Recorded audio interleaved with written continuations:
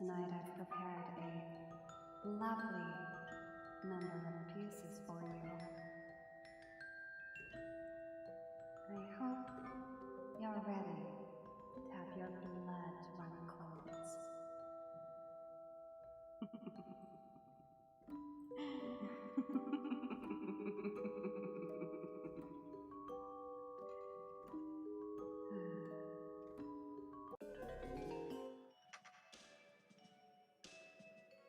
Huh?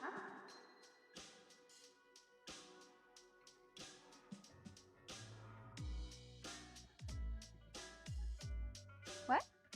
Huh? Nothing happened. Hi. Good evening. How are you all doing tonight, my little manapods? Are you full of energy? I sure am. Oh, I've been sitting on this for so long, and I've been researching. Yes, good evening, good morning. Looking good? Yes, I am horned up, if that shows my excitement. Lights on? Yes. My hair, does it? Oh, you know what? You might be right. I've been feeling some kind of weird weight on my head. Yeah, the storage room? Exactly.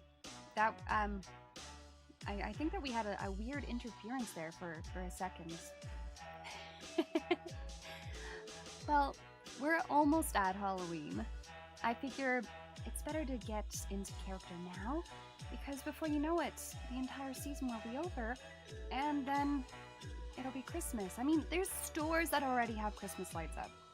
Not to say that I don't love Christmas, but Halloween is my favorite season. Or holiday? Is it a holiday, technically? I don't get paid overtime, so probably not. Man.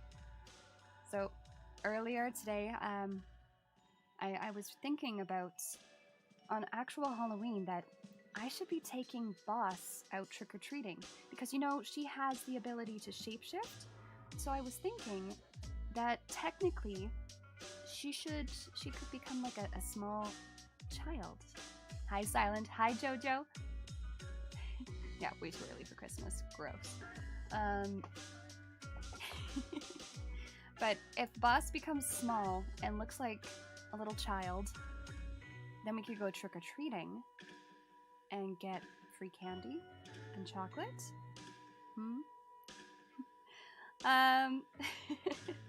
I was thinking that I looked up this recipe the other day. Let me see, I think I found a picture. It's called a candy croissant. Look at this.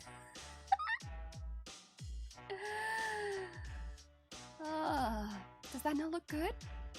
You could see like the little Hershey's chocolate chips and stuff in there. Anyways, I think that's my plan for Halloween. We're gonna be doing some what would Boss's costume be? She'll probably go, I mean, she's been a ghost this whole time, so she might continue to be a ghost, but she has quite a few other alternate costumes, so. Too small to fit. Boss is an adult, and she's a very capable adult. She wouldn't be running a company if she wasn't. Even if I help out here and there, you know?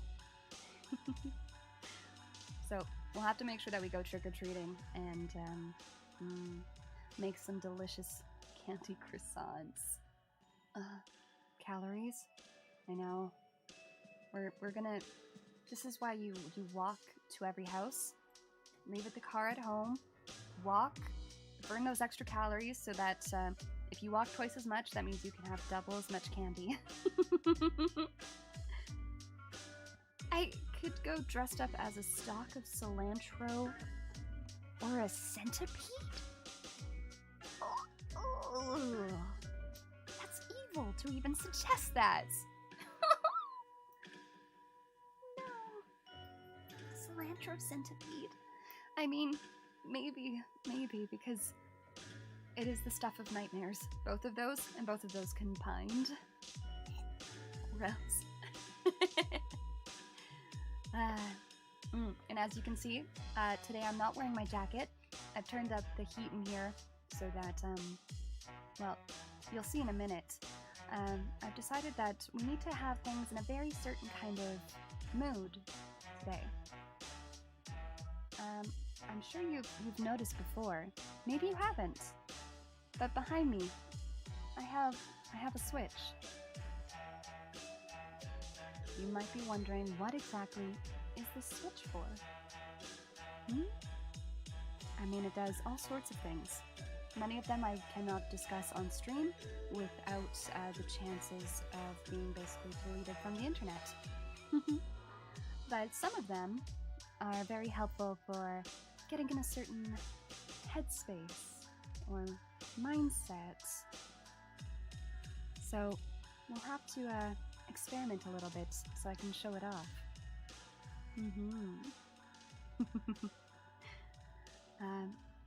So for now, let's get in the mood, chat. What do you think? Should I give that trigger a little pull? I think so. All right.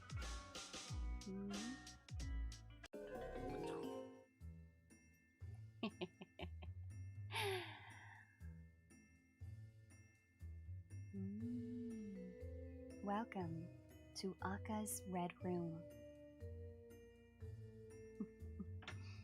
Here, we only accept whatever we're streaming. You have to be in the mood for it. Otherwise, you're not allowed in the Red Room. Yes, we have some different music to set the mood. We have a nice fall drink all set up. I'm feeling pretty well ready. I think that we'll start light to get you into the mood for listening to stories. Sipping on? Tonight, right now, it's a mochaccino. It's a mochaccino, but it's a coffee tea. It's weirdly tasty. It's probably a little late to be having caffeine, but also, I don't know, I'm thinking that we're going to be doing some creepypastas and lore dive and scary stories for a couple hours, so we need to have some drinks here, good and ready.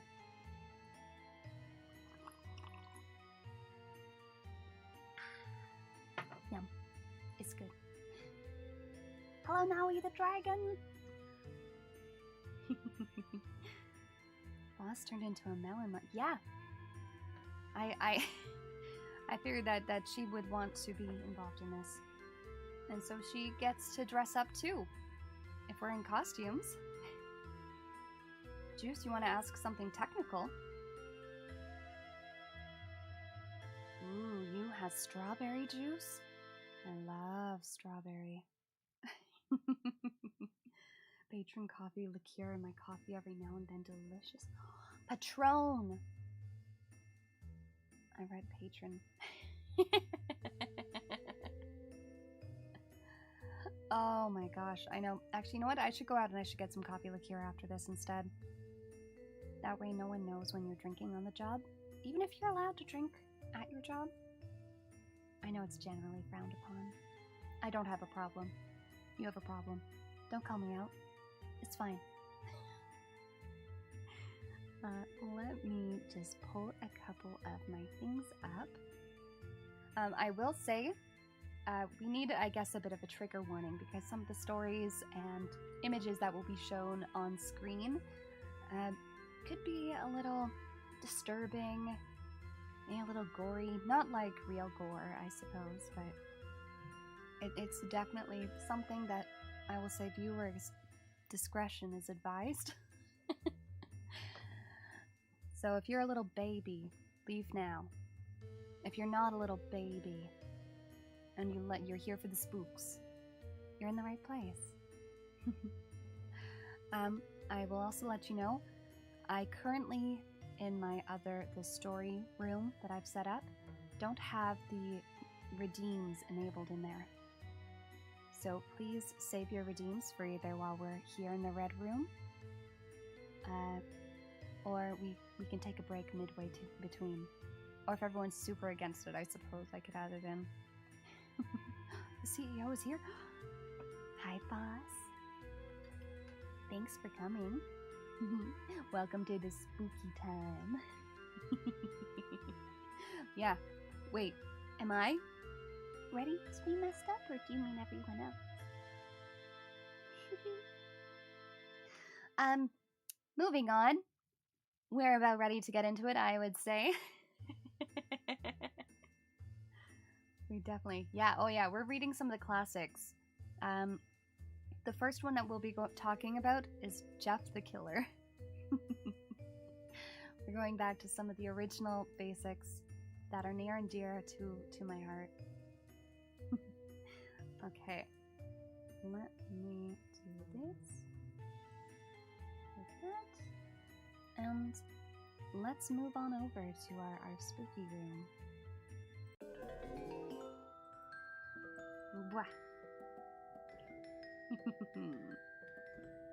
There we are. This is my spooky room.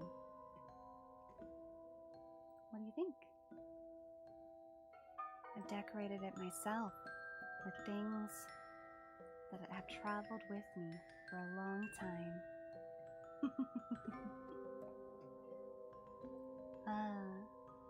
Okay, cool.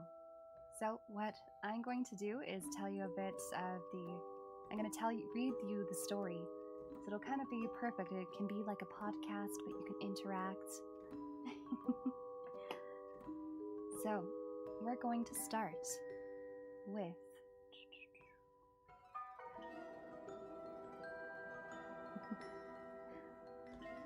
Jeff the Killer.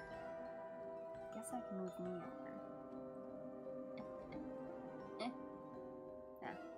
I like me. Stay right where I am.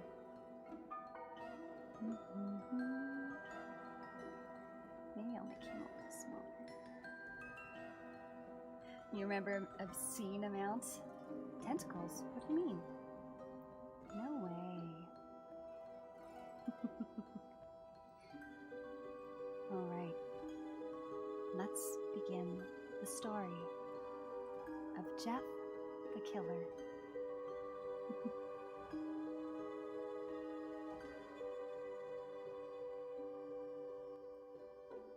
Excerpt from a local newspaper. Ominous unknown killer is still at large. After weeks of unexplained murders, the ominous unknown killer is still on the rise. After little evidence has been found, a young boy states that he survived one of the killer's attacks and bravely tells his story. I had a bad dream, and I woke up in the middle of the night, says the boy. I saw that, for some reason, the window was open, even though I remember it being closed before I went to bed. I got up and shut it once more. Afterwards, I simply crawled under my covers and tried to get back to sleep. That's when I had a strange feeling, like someone was watching me. I looked up and nearly jumped out of my bed. There, the little ray of light illuminated from between my curtains were a pair of eyes. These weren't regular eyes. They were dark, ominous eyes. They were bordered in black and just plain out terrified me. That's when I saw his mouth. A long, horrendous smile that made every hair on my body stand up. The figure stood there, watching me. Finally, after what seemed like forever, he said it. A simple phrase, but said in a way only a madman could speak. He said, "Go to sleep." I let out a scream. That's what sent him at me. He pulled up a knife, aiming at my heart. He jumped on top of my bed. I fought him back. I kicked, I punched, I rolled around, trying to knock him off of me. That's when my dad busted in. The man threw the knife. It went into my dad's shoulder. The man probably would have finished him off if one of the neighbors hadn't alerted the police. They drove into the parking lot and ran towards the door. The man turned and ran down the hallway. I heard a smash, like glass breaking. As I came out of my room, I saw the window that was pointing towards the back of my house was broken. I looked out to see him vanish into the distance. I can tell you one thing. I will never forget that face. Those cold, evil eyes and that psychotic smile. They will never leave my head. Police are still on the look for this man. If you see anyone that fits the description in this story, please contact your local police department. Jeff and his family had just moved into a new neighborhood. His dad had gotten a promotion at work, and they thought it would be best to live in one of those fancy neighborhoods. Jeff and his brother Lou couldn't complain though. A new, better house? What was not to love? As they were getting unpacked, one of the neighbors came by. I'm just gonna move this over here. Perfect.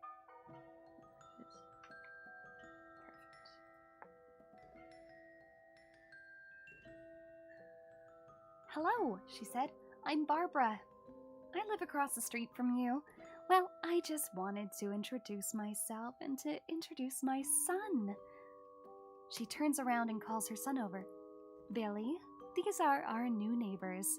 Billy said hi and ran back to play in his yard. Well, said Jeff's mom, I'm Margaret, and this is my husband Peter and my two sons Jeff and Lou. They each introduced themselves, and then Barbara invited them to her son's birthday. Jeff and his brother were about to object when their mother said that they would love to. When Jeff and his family are done packing, Jeff went up to his mom. Mom, why would you invite us to some kid's party? If you haven't noticed, I'm not some dumb kid. Jeff, said his mother, we just moved here. We should show that we want to spend time with our neighbors. Now, we're going to that party, and that's final. Jeff started to talk, but stopped himself, knowing that he couldn't do anything. Whenever his mom said something, it was final. He walked up to his room and plopped down on his bed. He sat there, looking at his ceiling, when suddenly, he got a weird feeling. Not so much pain, but a weird feeling.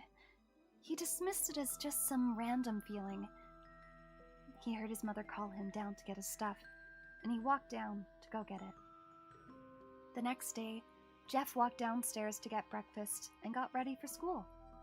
As he sat there, eating his breakfast, he once again got that feeling. This time it was stronger. It gave him a slight tugging pain, but he once again dismissed it. It was rage. As he and Lou finished breakfast, they walked down to the bus stop. They sat there waiting for the bus, and then all of a sudden, some kid on a skateboard jumped over them, only inches above their laps. Dum-dum. They both jumped back in surprise. Hey, what the hell? The kid landed and turned back to them. He kicked his skateboard up and caught it with his hands. The kid seems to be about 12, 1 year younger than Jeff. He wears an Aeropostale shirt and ripped blue jeans. Well, well, well. It looks like we got some new meat. Suddenly, 2 other kids appeared. One was super skinny, and the other was huge. Well, since you're new here, I'd like to introduce ourselves. Over there is Keith. Jeff and Lou looked over to the skinny kid. He had a dopey face that you would expect a sidekick to have. And he's Troy. They looked over at the fat kid. Talk about a tub of lard. The kid looked like he hadn't exercised since he was crawling. And I, said the first kid, am Randy.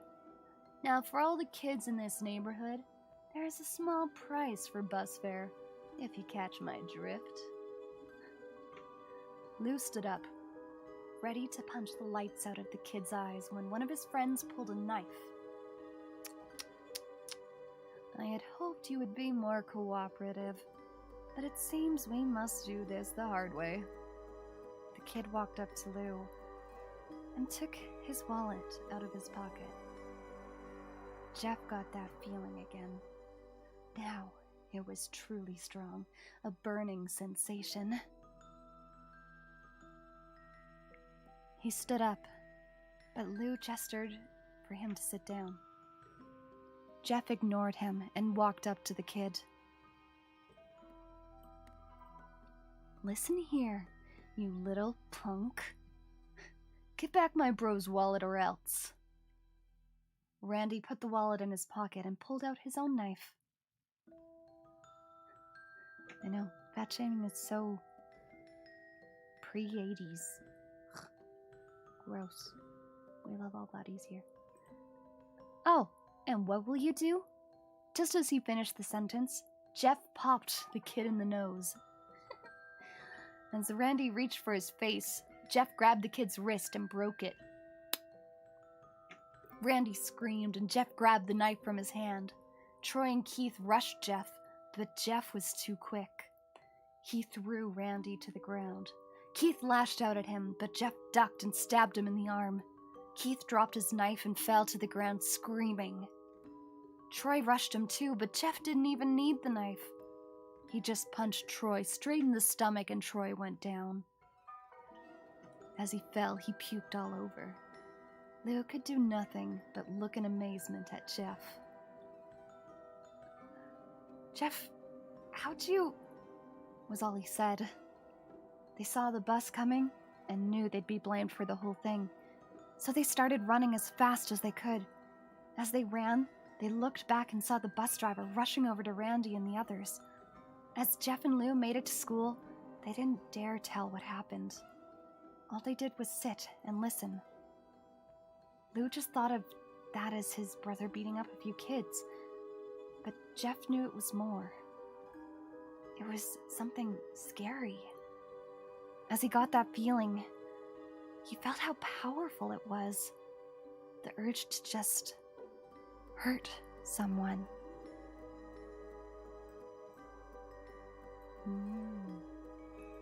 What are we thinking so far?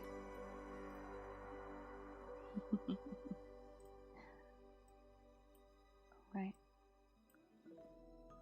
Jeff wins fatally.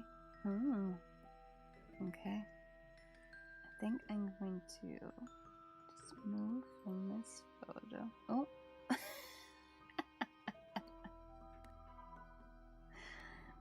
I meant to show that a little later, but that's okay. Oh no, boss, don't change me into a marketable plushie. Jeff, no! Sorry, but is a murderer allowed to be kind of cute? Is that allowed? I don't think so. I'm gonna just move this so I'm not reading the background of it. Let's,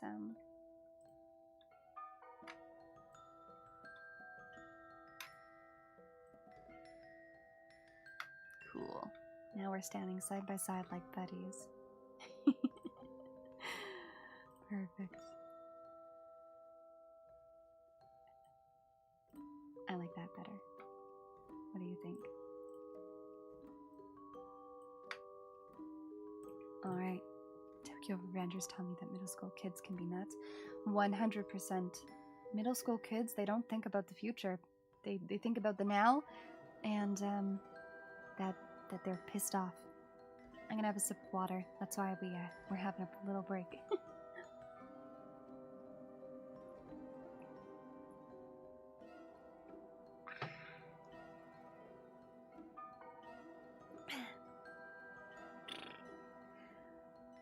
He didn't like how it sounded, but he couldn't help feeling happy. He felt that strange feeling go away and stay away for the entire day of school. Even as he walked home due to the whole thing near the bus stop, and how now he probably wouldn't be taking the bus anymore, he felt happy. When he got home, his parents asked him how his day was, and he said in a somewhat ominous voice, "It was a wonderful day." Next morning, he heard a knock at his front door. He walked down to find 2 police officers at his door, his mother looking back at him with an angry face. Scary parents are the worst. Is my mic still a little quiet? Probably. I'll turn it up. Is that level just a little better? Consequences? What's a consequence? We never heard of any of this.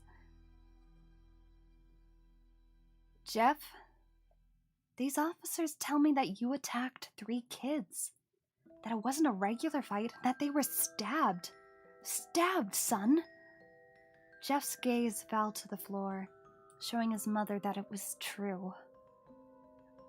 Mom, they were the ones who pulled the knives on me and Lou. Son, said one of the cops, we found 3 kids. 2 stabbed, 1 having a bruise on his stomach, and we have witnesses proving that you fled the scene. Now what does that tell us? Jeff knew it was no use. He could say him and Lou had been attacked, but then there was no proof it was not them who attacked first. Bit too loud now?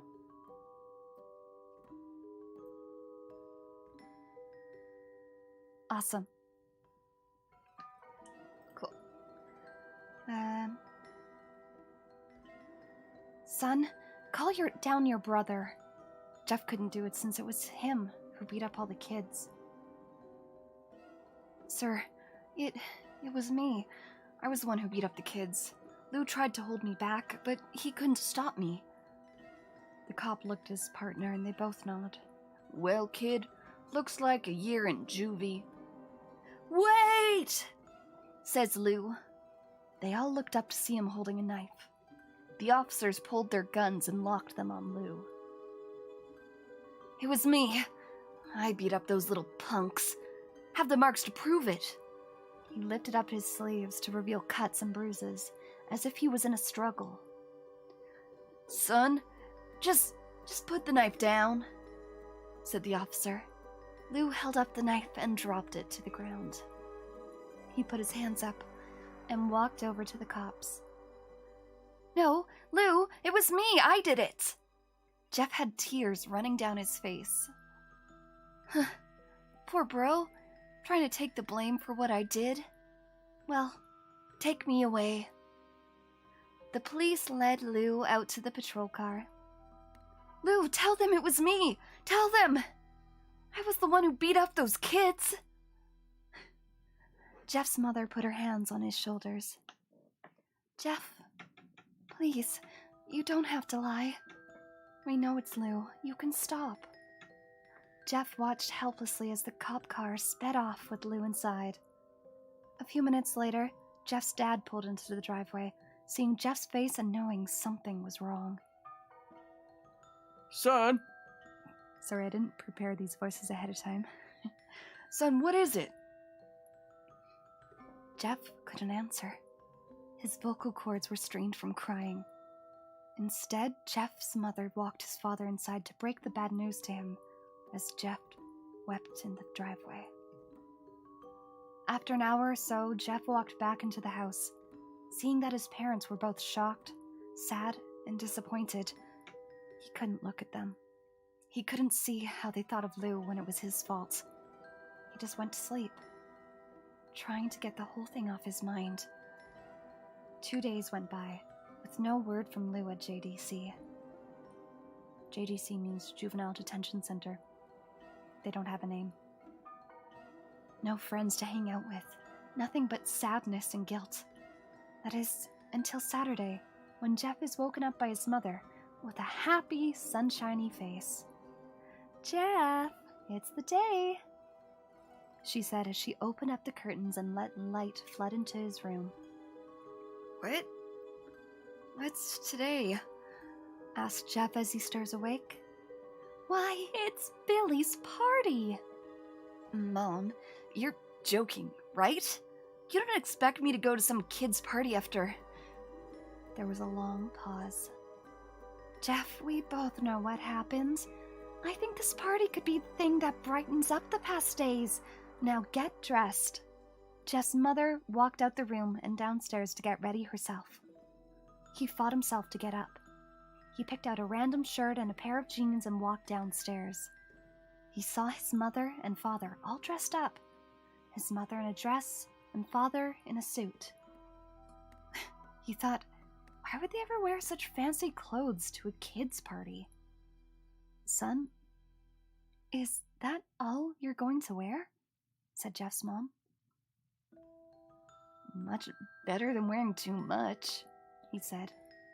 His mother pushed down the feeling to yell at him and hid it with a smile.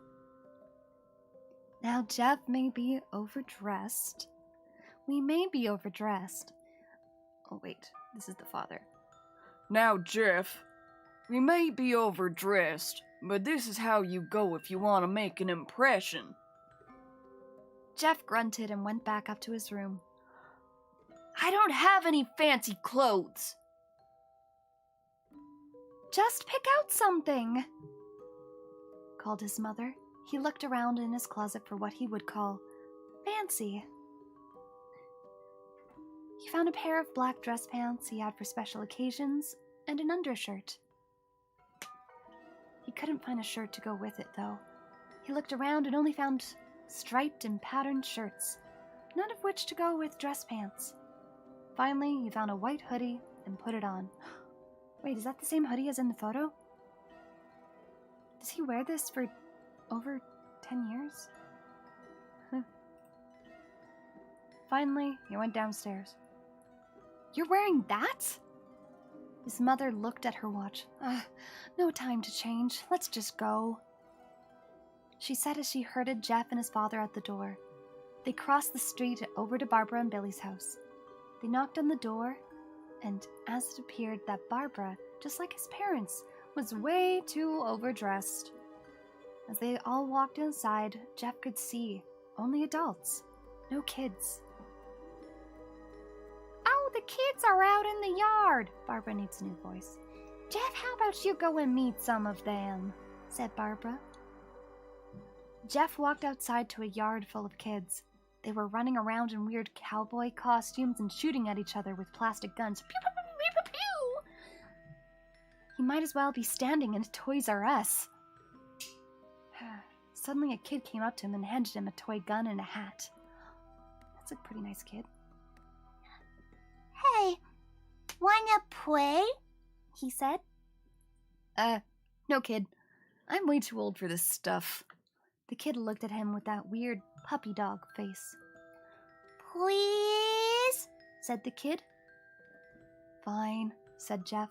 He put on the hat and started to pretend to shoot at the kids. Oh, pew, pew, pew, pew, pew, pew. At first he thought it was totally ridiculous, but then he started to actually have fun. It might not have been super cool, but it was the first time he had done something that took his mind off Lou. So he played with the kids for a while until he heard a noise. A weird rolling noise. Then it hit him. Randy, Troy, and Keith all jumped over the fence on their skateboards. Really? How high is this fence? Jeff dropped the fake gun and ripped off the hat. Randy looked at Jeff with a burning hatred. Hello, Jeff, is it? We have some unfinished business. Jeff saw his bruised nose. I think we're even. I beat the crap out of you and you get my brother sent to JDC. Yeah, kid gets his own voice. Randy had an angry look in his eyes. Oh no. I don't even go for winning. You may have kicked our asses that one day, but not today. As he said that, Randy rushed at Jeff. They both fell to the ground. Randy punched Jeff in the nose and Jeff grabbed him by the ears and headbutted him. Jeff pushed Randy off of him and they both rose to their feet. Wait, who just headbutted who? Huh, okay.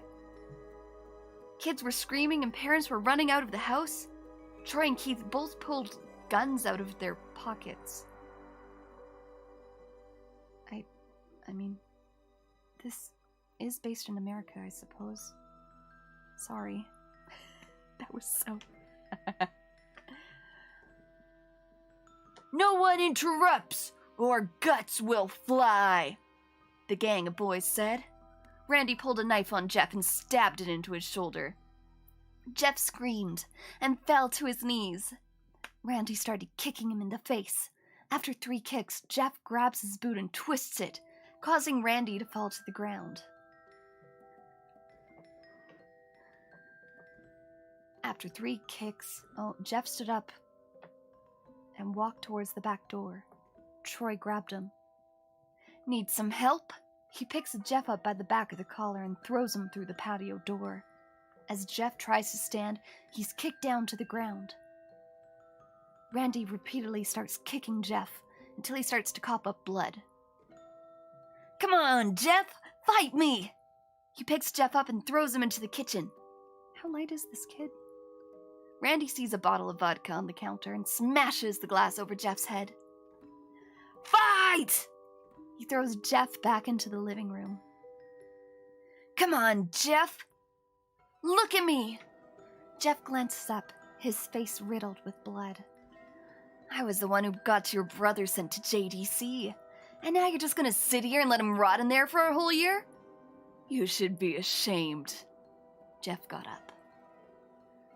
Oh, finally you stand and fight. Jeff is now to his feet, blood and vodka on his face.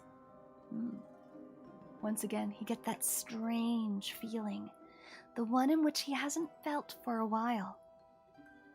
Finally, he's up! Randy, says Randy as he runs at Jeff. That's when it happens. Something inside Jeff snaps.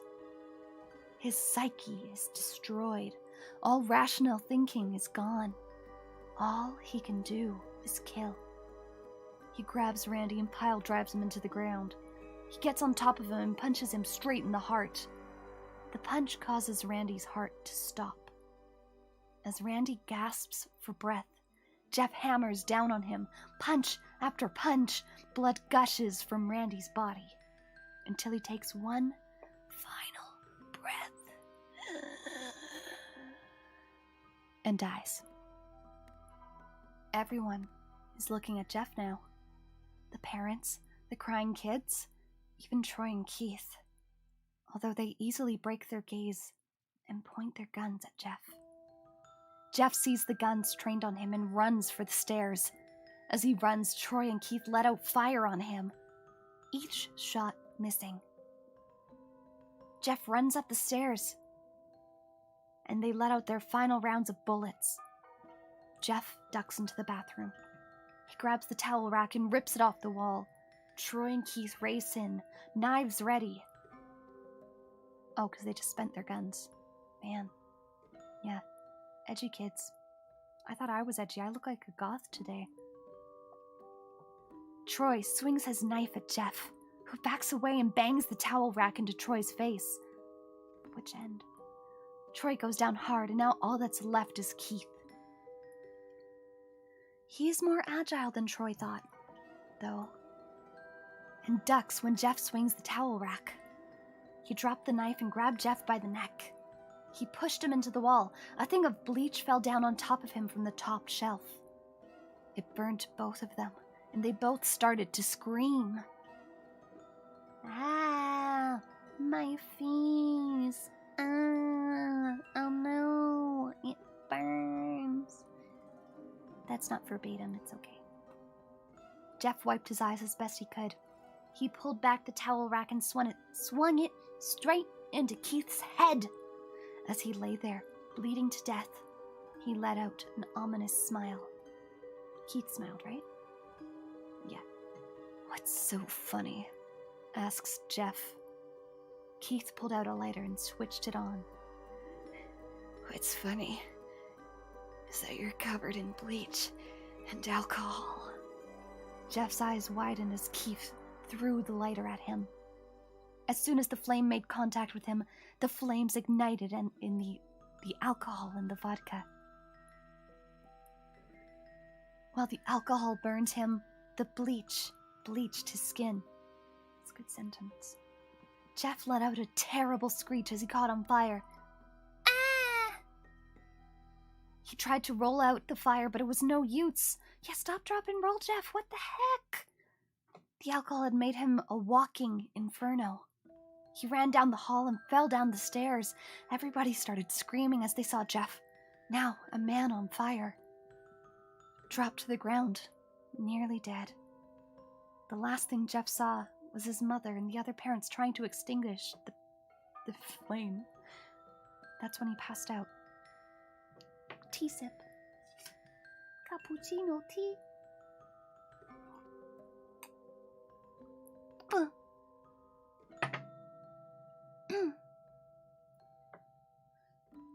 When Jeff woke, he had a cast wrapped around his face. He couldn't see anything, but he felt a cast on his shoulders and stitches all over his body. He tried to stand up, but he realized that there was some tube in his arm. And when he tried to get up, it fell out, and a nurse rushed in. "I don't think you can get out of bed just yet," she said as she put him back in bed and reinserted the tube. Was it a needle or a tube? Wait, what kind of tube? Was this the pee tube? Or was this a blood tube? These are very important. One of those would hurt a lot to have it yanked out. Oh yeah, this is a Christian stream. We say heck and pee. Finally, after hours, he heard his mother. "Honey, are you okay?" Yeah, right? Where were the parents in all of this? I would be so upset if a parent of mine or a guardian or whatever just was like, "Ah, yeah, they're fighting upstairs. It's fine. They can fight. They can die. This little kid just murdering people, it's fine." IV tube, probably.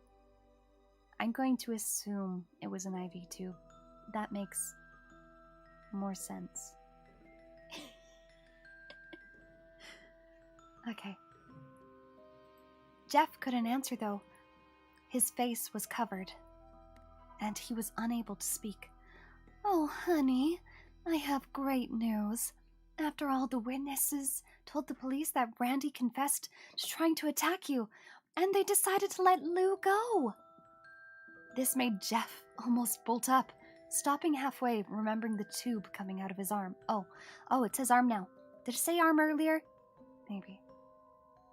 "He'll be out by tomorrow, and then you two will be able to be together again."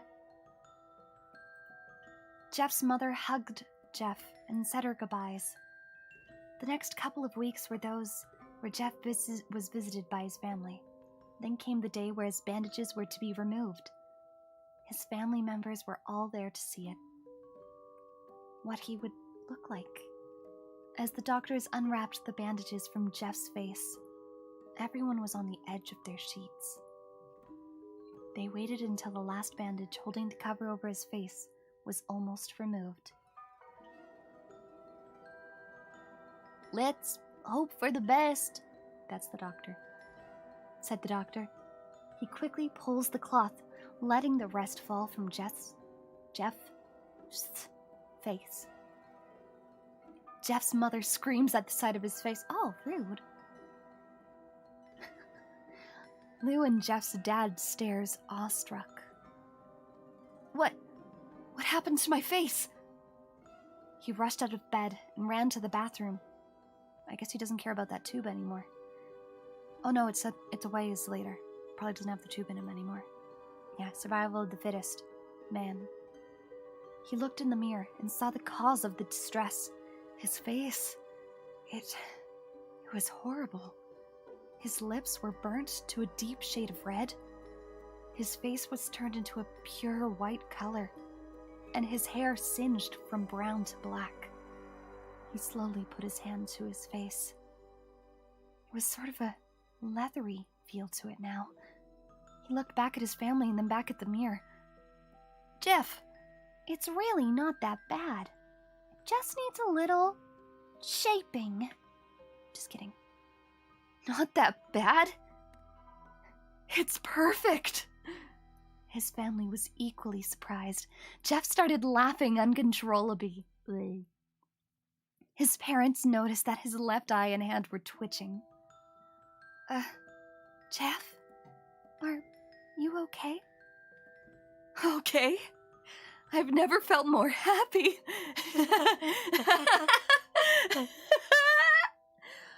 Look at me. This face goes perfectly with me. He couldn't stop laughing. He stroked his face, feeling it. Ooh, new kink? Looking at it in the mirror, what caused this? Well, you may recall that when Jeff was fighting Randy, something in his mind, his sanity, had snapped. Now he was left as a crazy killing machine. That is, his parents don't know, though. Doctor, said Jeff's mom. Is my son all right? You know, in the head? Oh, yes. This behavior is typical for patients who have taken very large amounts of painkillers. If his behavior doesn't change in a few weeks, bring him back here, and we'll give him a psychological test. Jeff has become a femboy. Is he breedable? Oh, thank you, doctor. Jeff's mother went over to Jeff. Jeff, sweetie, it's time to go. Jeff looks away from the mirror, his face still formed into a crazy smile. "'Kay, Mommy." His mother took him by the shoulder and took him to get his clothes. This is what came in, said the lady at the desk. Jeff's mom looked down to see the black dress pants and white hoodie her son wore.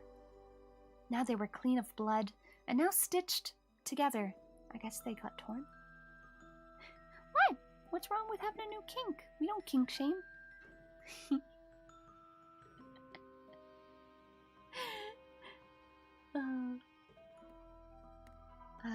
So he put his new clothes on, his old clothes on. Boy, Jeff is something I've never thought about. Well, you're thinking about it now, aren't you? That was actually what this entire stream was about. Screw the lore.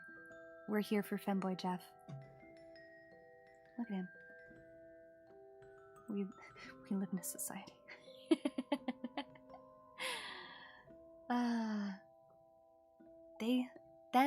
They left, not knowing that this was their final day of life. Later that night, Jeff's mother woke to a sound coming from the bathroom. It sounded as if someone was crying. She slowly walked over to see what it was. When she looked into the bathroom, she saw a horrendous sight.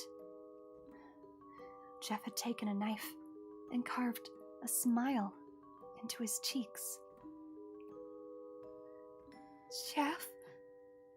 What are you doing? Jeff looked over to his mother. I couldn't keep smiling, Mommy. It hurt after a while. Now, I can smile forever. Jeff's mother noticed his eyes ringed in black. Jeff, your eyes! His eyes were seemingly never closing. I couldn't see my face.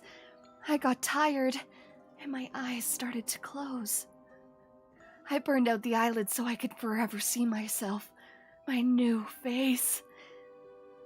Jeff's mother slowly started to back away, seeing that her son was going insane. What's wrong, Mommy? Aren't I beautiful? Yes, son. Yes, you are. Let me go get Daddy, so he can see your face. She ran into the room and shook Jeff's dad from his sleep. Honey, get the gun, She stopped as she saw Jeff in the doorway, holding a knife. Mommy, you lied. That's the last thing they hear as Jeff rushes them with the knife, gutting both of them. I guess the dad doesn't know how to fight either. His brother Lou woke up, startled by some noise. He didn't hear anything else. So he just shut his eyes and tried to go back to sleep. He was on the border of slumber. He got the strangest feeling that someone was watching him. He looked up before Jeff's hand covered his mouth. He slowly raised the knife, ready to plunge it into Lou. Lou thrashed there, trying to escape Jeff's grip. "Shh," Jeff said. "Just go to sleep."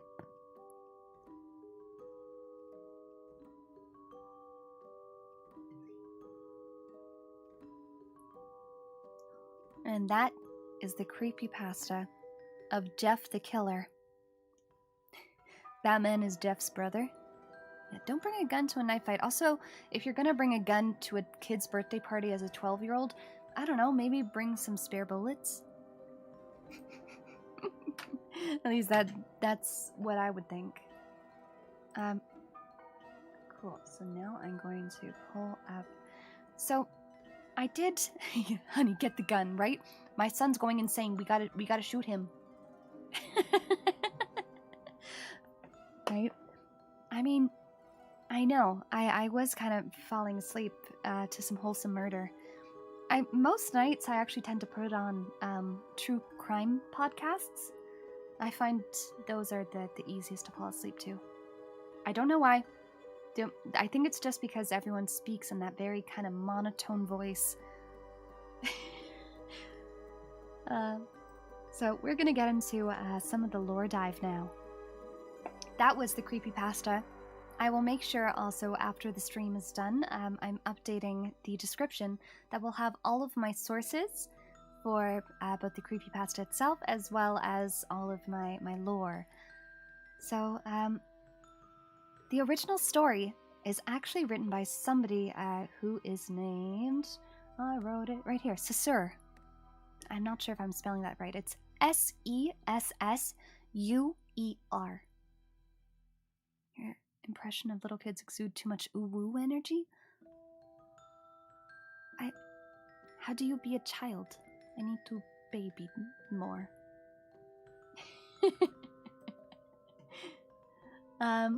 So there's a lot of conflicting stories with this entire creepypasta. In the creepypasta itself, it says that he's supposed to be 13. However, on the creator's deviant art, he's, Jeff, Killer Jeff is what he originally posted it under. And they actually originally named Jeff C. Hodek. But in the creepypasta, his name is now Jeff Wood, because they've changed quite a few things from the original story. In the original one, Jeff doesn't even kill his parents. So it was one of those things that... Let me... Why it can't be real? First of all, there's absolutely zero newspaper stories from when this was posted, which was in 2011. And if... The creator said that Jeff was born in 1982, September 22nd to be exact. That would mean he'd be 39 this year. And he said that this story was originally supposed to have... Oh, thank you. Thank you, Totemo. Totemo urashii. But if he's supposed to be 13, but was born in 1982, that would put him at 25 or 26, depending on the time of the year that this happened. So why was he going to high school, or any kind of school, if he was 25? That also means his whole murder spree apparently went on for about 10 years until 2017. That means he was on a murder spree running from the police for over 10 years. Now, in the author's original version, he actually says that later on down the line, his parents knew that he was or his dad actually knew that he was a murderer. And actually both him and Lou were murderers. And apparently the father actually knew that they were both murderers and was trying to hide it from the mum. And the mum had a sneaking suspicion, but didn't have any firm evidence. It was even one of those things that, like, here, I have an excerpt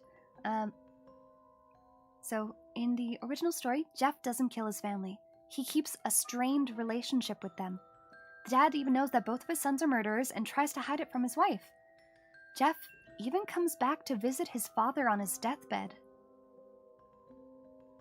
Jeff isolated himself, suffering with tremendous stress and severe depression over losing his father. He started to blame himself for it and thought himself as a horrible failure of a son. His mental health got worse, and soon down the line, he went insane. When he overheard a young lady talking to another girl about her younger brother dying and how happy she was for him to be gone due to how annoying he was. Since Jeff recently lost his father and could never fathom the idea of losing his own brother, he went berserk and viciously attacked the young lady. He nearly killed her before her friend yelled for help and started to draw attention, causing Jeff to flee somewhere to hide before authorities came. Yeah, so apparently both Lou and Jeff were supposed to be murderers, and Lou goes on to have a family and lives with his wife and his kids. I missed some part of the lore there, but apparently Lou's wife ends up dying somewhere along here. But ever since the death of their father, Jeff and Lou become even closer to their mother after having a very, very strained relationship, and they would communicate with her much more often, and Lou would visit her pretty often, and Jeff would only occasionally visit from late 2016 until now. Now, keep in mind, his murderous rampage was supposed to be still going on until 2017. So that means that while he was a murderer, he was still going back home and visiting his mom. Which definitely does not line up with the original story. Apparently, though, their mother was overjoyed to realize that Jeff and Lou were able to be cleared of all charges thanks to the help of a rogue faction made up of former FBI, CIA staff personnel that helped change their identity, relocated them to an isolated farm with Lou's kids in his and in Jeff's custody. Now this is from the author himself, so that's the canon story. He didn't kill his family. He still went through all that messed up stuff, but what age was he? It depends on where you're reading it from. If you're reading the original authors, he's 25. And I guess he murders some kids? The whole thing now is that he supposedly goes around and he abducts and murders young boys. Yeah, great son. Family that kills together stays together? I know, it gets so complicated. It was a very, very interesting creepypasta to research. It was just one of those things. But I also have a video for you that apparently this is what the author's imagination of what Jeff sounds like is. So here, we're going to quickly mute the music. If I can figure out where I put the music. And here, hopefully it doesn't play an ad. Yeah, I know. It's definitely all pretty far-fetched. Also, bleach doesn't actually bleach the skin. It can irritate it, absolutely. But the only way that you would be screaming in pain from it burning you is if you got it in your eyes. Also, there isn't a high enough alcohol percentage in vodka to be lit on fire. You'd have to do at least absinthe. I've done that. I poured absinthe into a sink one time, and I lit it on fire. It is definitely a high enough alcohol percentage. Here's Jeff's inspiration, his voice, apparently. I knew a guy that worked down here one time. Yeah, Mickey Fat Lips. Weird son of a bitch. Used to collect subway tokens and feed them to his cat. You say, Jackie, here, try one. They're a good source of iron. Stupid fuck.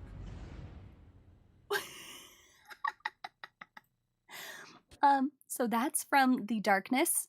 Apparently it's a loading screen.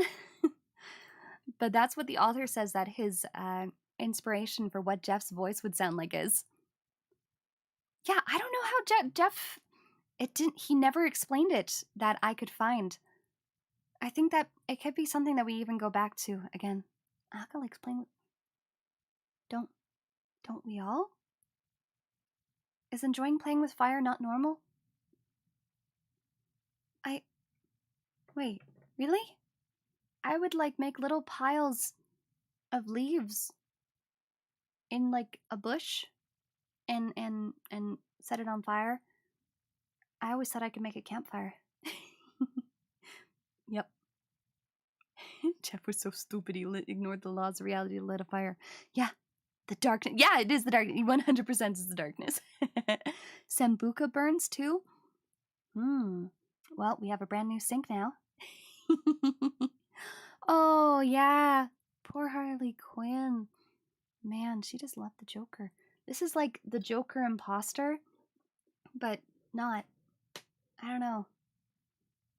He definitely has some leathery skin. It would feel weird to like run your fingers all over him. There's another version that I'm not going to read because it's actually a longer read time than the amount of time that it just took to read all of that. Oh, thank you for the sub, 10 dot. But apparently, wait, I'm gonna ship tea.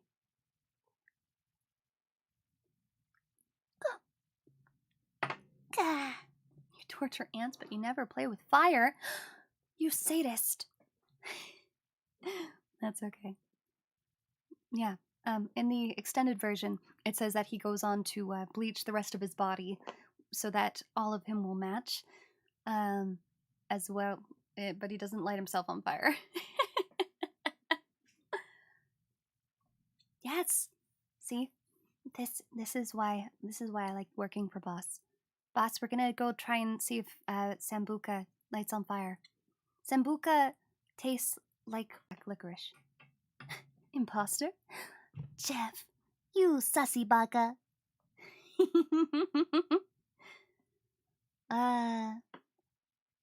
Yeah, and I already showed you the marketable plushie. I was kind of like, Jeff isn't allowed to be this cute. That's not allowed. I'd buy that. I'd put that in my bathtub. 100%. I would hug that. And this is supposed to be him taking a selfie with himself. He looks pretty stoked. The imposter. Jeff, you were the imposter all along. There's a song about playing with fire. Ooh, I should learn it. All right, I forgot I had. So, we're gonna have a quick water break and do maybe some more like and then we're gonna move on to our next one. We're gonna do one more creepypasta. Slenderman. Actually, I mean I have 3 prepared. We have Slenderman and we have the Russian sleep experiment. But we'll do a brief interim with a shorter story, and then we will continue on with... Oh, did something happen? Did I lose? Oh no.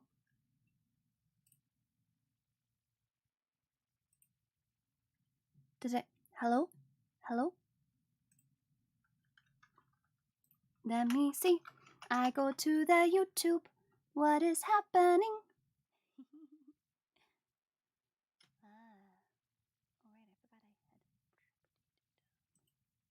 No. Are we back? We're back? We're good? We're fine? We're chill? Yeah? You can hear me? Woo! Here comes every single chat that I missed. No, lore. Scream into the abyss! Oh no!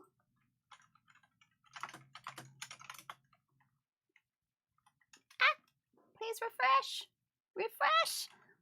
I'm still here, I promise! Oh. Put the plush in the bathtub with me, along with a secondary guest named Toaster.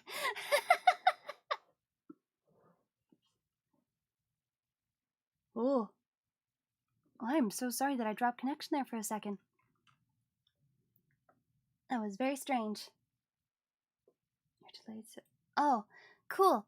Good. I'm glad that we're already all back. Hello, welcome back. Let's pretend that that didn't happen. Good, we're back then. I'm glad. Due to the settings. So then, I'm going to move on to a couple short stories. There's actually a couple of them that are shorter stories. Good, I'm glad that you're all back. See, now all the chat's coming back being like, hey, we're back. I was wondering why it got really quiet there for a minute, but the next one, it's a choose your own adventure. And so that means that we get to all do it together. Okay, so how it starts, it's a choose your own adventure horror house. You're walking your dog, Rufus, and see an abandoned house.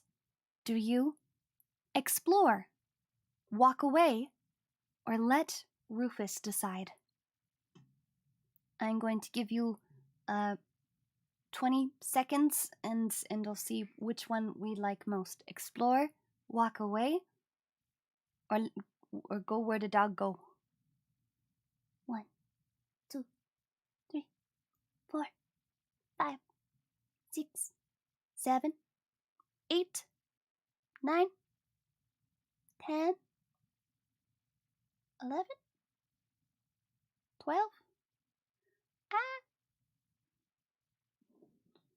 Yeah. They were always. It was just because I brought the CreepyPasta sign up. Pull. Oh, I don't know. Internet is hard. Even the spooky connection is spooky. I'm gonna... You're getting a bad end for sure. Dog knows what's up. Explore. There is no leave option. Leave the dog to die? Terrible!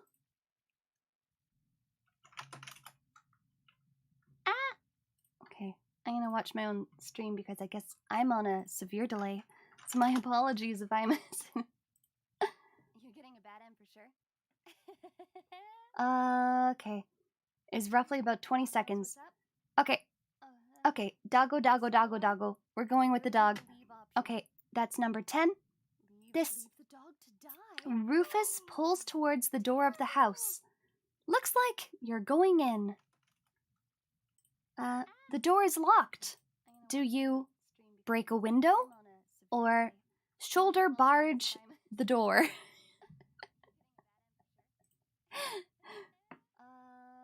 Oh, right, I gotta mute me listening to myself. Explore. Found Aka's internet provider. No! Jeff went and killed my internet provider! At a red light. Yeah. It's good. It's perfect. Use the YouTube poll feature. Oh, it's right here! Oh! Perfect. Ask a question. The door is locked. Do you break window? Shoulder barge door. Ask! Alright. Please vote on the poll for where we're going. Okay, that's one for door. Don't think that it'll help chat if you don't understand the context. Oh, it's a choose your own adventure horror house. So far we've done, we let the dog lead us. Rufus pulled you towards the door of the house. It looks like you're going in. The door is locked. Do you break a window or shoulder barge the door? Break window. All right. It looks like we are going to break the window. All right, so that's number 15. It says, there are no rocks nearby, so you wrap your arm in your sweater and punch the window. It breaks, but you've cut yourself. Do you leave and get medical attention? Pretend I can type? Or do you continue anyway. Ouch. Blood. Here you go.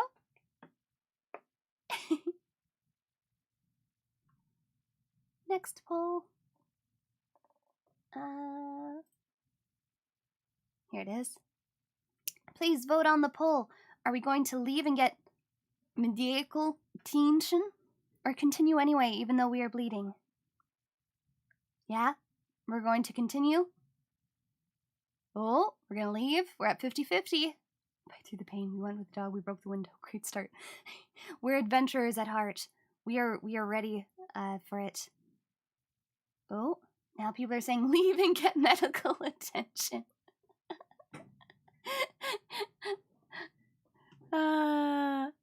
Now, yeah. Okay. 50-50. Oh, what'll be the tie break? This is it. We need one more to see where we're going. Oh, there it is. Okay, that was a really, really close one. So we did. Oh, well, it was at 52% when it said leave and get medical attention. So it says, as you turn to leave, Rufus, the dog, slips away. You chase him around the side of the house and find an open cellar door with steps leading down. Do you enter or grab him and go? Medic. Dog bite. Ask. Shit gets infected, we lose an arm. Yeah, it's true. If you lost an arm, you'd probably be a little bit screwed.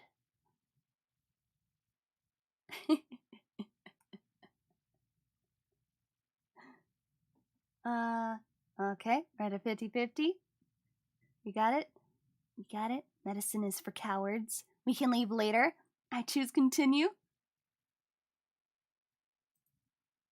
Enter. We are entering. That's number 16. Okay. A young girl appears. Do you try to befriend her or hit her with a broom handle?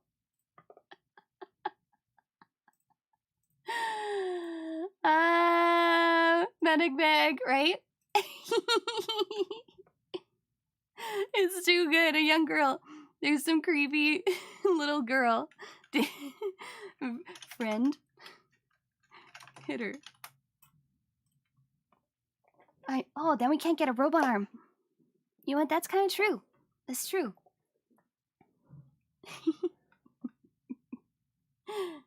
This is perfect. I'll see who does the first vote, and that'll be how it goes. Oh, 50-50. Stranger danger. Befriend. We have a very torn audience here. We can use her as food. Broom handle gang. She's clearly evil. You know what? You might be right, though. She probably is. Okay. We're going with hit her. With a broom handle. Here it is. The girl... Oh!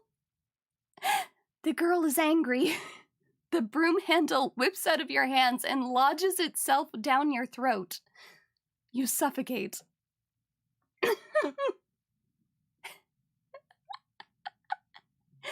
So, we died. We died. Thank you. Thank you for that. That was fun. Oh my goodness. I wasn't expecting to die. But at the same time, yeah, I guess it makes sense that we did. Broom handle gang, yeah. Yeah, right? We just dead. That was a good one. Oopsie. Oopsie, we did.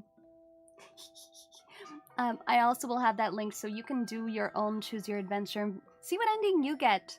You can always let me know in a comment later on after the stream. I'll make sure to post it into my sources. Defeat her in battle.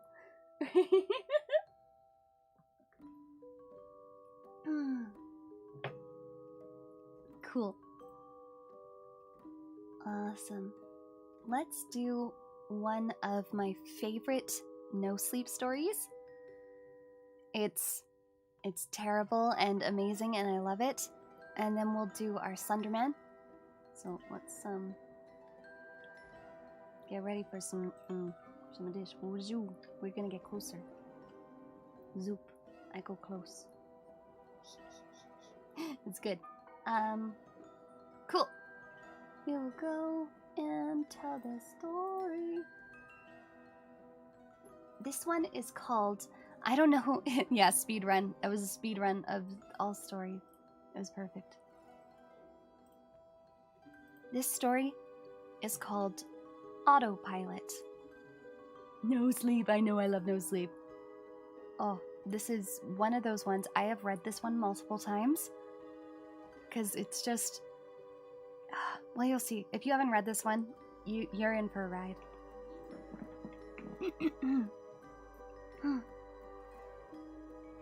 Have you ever forgotten your phone? When did you realize you'd forgotten it?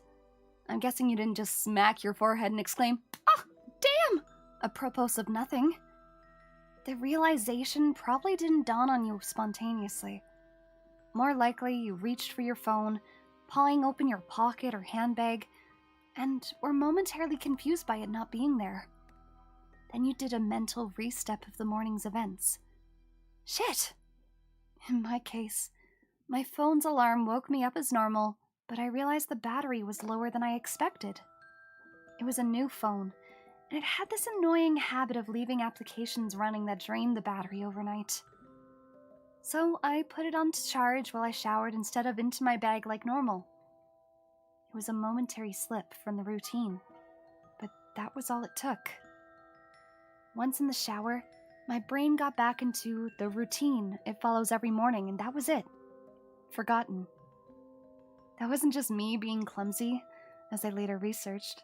This is a recognized brain function. Your brain doesn't just work on one level, it works on many. Like when you're walking somewhere, you think about your destination and avoiding hazards, but you don't need to think about keeping your legs moving properly. If you did, the entire world would turn into one massive hilarious quap cosplay. I wasn't thinking about regulating my breathing. I was thinking whether I should grab a coffee on the drive to work. I did. I wasn't thinking about moving my breakfast through my intestines. I was wondering whether I'd finish on time to pick up my daughter Emily from nursery after work, or get stuck with another late fee. This is the thing. There's a level of your brain that just deals with routine, so that the rest of the brain can think about other things. Think about it. Think about your last commute. What do you actually remember? Little, if anything, probably. Most common journeys blur into one. And recalling any one in particular is scientifically proven to be difficult. Do something often enough and it becomes routine. Keep doing it, and it stops being processed by the thinking bit of the brain, and gets relegated to a part of the brain dedicated to dealing with routine. Your brain keeps doing it without you thinking about it. Soon you think about your route to work as much as you do keeping your legs moving when you walk. As in, not at all. Most people call it autopilot. But there's danger there. If you have a break in your routine, your ability to remember and account for the break is only as good as your ability to stop your brain and going into routine mode. My ability to remember my phone being on the counter is only as reliable as my ability to stop my brain entering morning routine mode, which would dictate that my phone is actually in my bag. But I didn't stop my brain entering routine mode. I got in the shower as normal. Routine started, exception forgotten. Autopilot engaged. My brain was back in the routine. I showered, I shaved, the radio forecast. Amazing weather. I gave Emily her breakfast and loaded her into the car.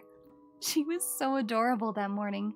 She complained about the bad sun in the morning blinding her, saying it stopped her having a little sleep on the way to nursery, and left.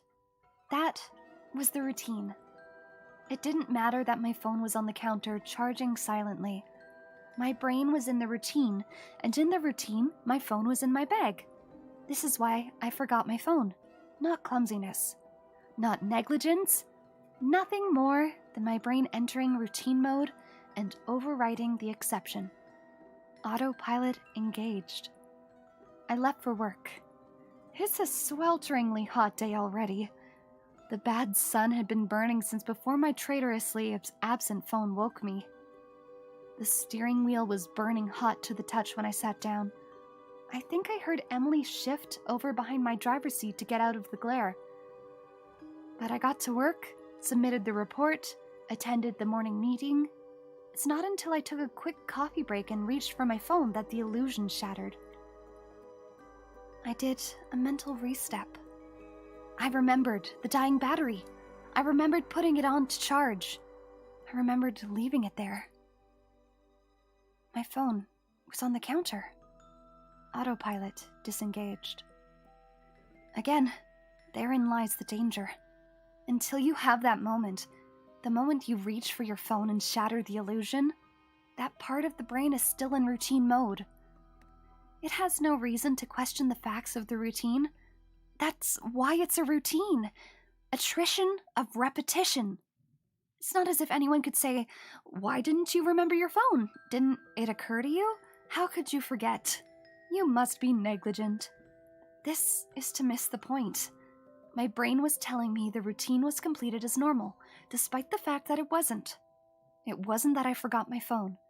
According to my brain, according to the routine, my phone was in my bag. Why would I think to question it? Why would I check? Why would I suddenly remember out of nowhere that my phone was on the counter? My brain was wired into the routine, and the routine was that my phone was in my bag.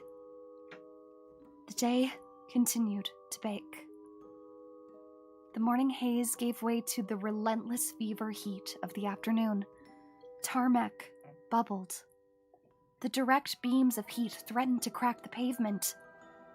People swapped coffees for iced smoothies, jackets discarded, sleeves rolled up, ties loosened, brows mopped. The parks slowly filled with sunbathers and barbecues. Window frames threatened to warp. The thermometer continued to swell.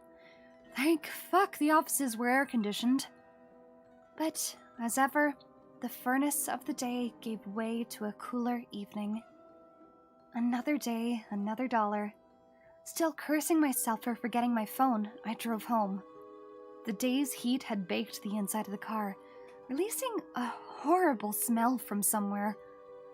When I arrived on the driveway, the stones crunching comfortingly under my tires, my wife greeted me at the door. "Where's Emily?" Fuck. As if the phone wasn't bad enough.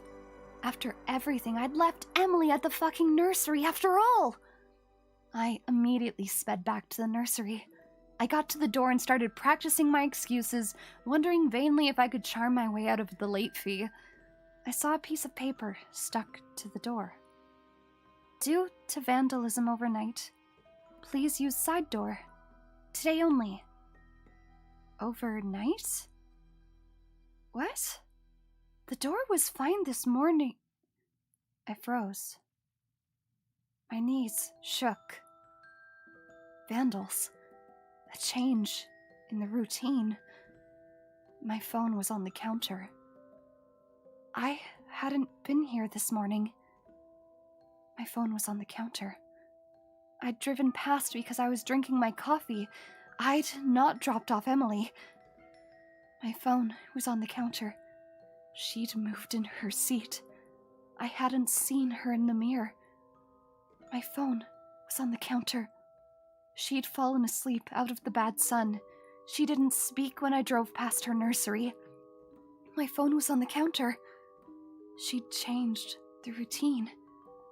My phone was on the counter. She'd changed the routine and I'd forgotten to drop her off. My phone was on the counter. 9 hours. That car. That baking sun. No air. No water. No power. No help. That heat. A steering wheel too hot to touch. That smell. I walked to the car door, numb, shocked. I opened the door. My phone was on the counter, and my daughter was dead. Autopilot disengaged.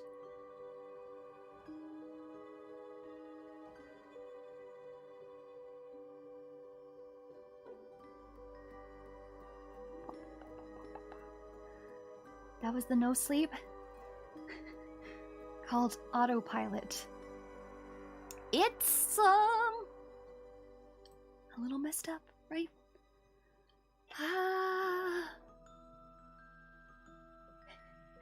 Thank you. You like my voice. Thank you. Oof. Imagine forgetting your daughter in a car. Never happened to me. Nope. Yeah, right? Literally forgets his phone on the counter and ends up killing his daughter. Thank you, ZK Tron. It's very sweet. This kind of stuff does happen. Oh my gosh, right? But you would think that someone would come by and be like, is that a small child? There wasn't a sign up saying he has AC on and listening to his favorite songs. Some fairs are next level OCD, yeah? Yeah, honestly. Very, very creepy stuff. But it's one of those ones where I hate it and I also love it because it's just creepy enough that it can really pull you in. That's one of yours favorites too, Noe? I think it's actually listed in the top, one of the top no sleeps of all time. And oh, I know exactly why. It's so good. Thank you! Thank you, Fog. Sip tea. I'm talking so much more than I'm used to. My voice is like especially with all the voices. Anonymous, you're probably gonna sleep? That's okay, you can sleep, you're welcome to listen in the background. Maybe this can be your true crime podcast. Because, next, at least his daughter was still his daughter, not replaced by a goblin. Yeah, that'd be kind of sus. I'd be a little scared and sad if my child was replaced with a goblin.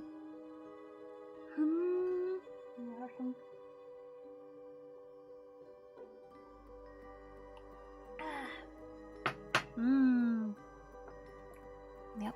Probably should not be having caffeine still, but that's okay. Cool. I'm thinking. So we obviously have, I actually almost think that the one from the Russian sleep experiment is cooler. And, but I'm gonna do a really, really quick one on Slenderman, just because I have some other photos. Did you know that they actually made a Slenderman movie? So, I'll talk a little bit about it. So, with Slenderman, obviously, oh, I guess we should turn off the no sleep sign for now. We'll do the CreepyPasta sign. CreepyPastas. The pastas is creepy. Wah! So, Slenderman, it's obviously the story of this guy, or this creature, that he's in a suit, he has no face, he has really, really, really long limbs. He actually originated from, there was a Photoshop contest. I believe it was on 4chan, and it was posted by a person who goes by the username Victor Surge. His actual name is Eric Knudsen. He is the person who created the Slenderman. And so when he actually thought of the story, he was living in Nagasaki, Japan. He currently lives, I think, in Florida with his wife and child. Oh, super cool. Did you know that it was confirmed that the Enderman in Minecraft was confirmed to have been placed there as a homage, basically, to Slenderman? It was the developer of Minecraft itself that that decided to put it in there. I guess he was a fan. Some inspirations behind. I'll show you some photos. Chew. Ah! I'm in the way. Move me. I'm gonna go over here. Cool. So, oh, now the creepypasta's in the way. That's okay. So this is one of the first original photos that this Victor Surge had posted.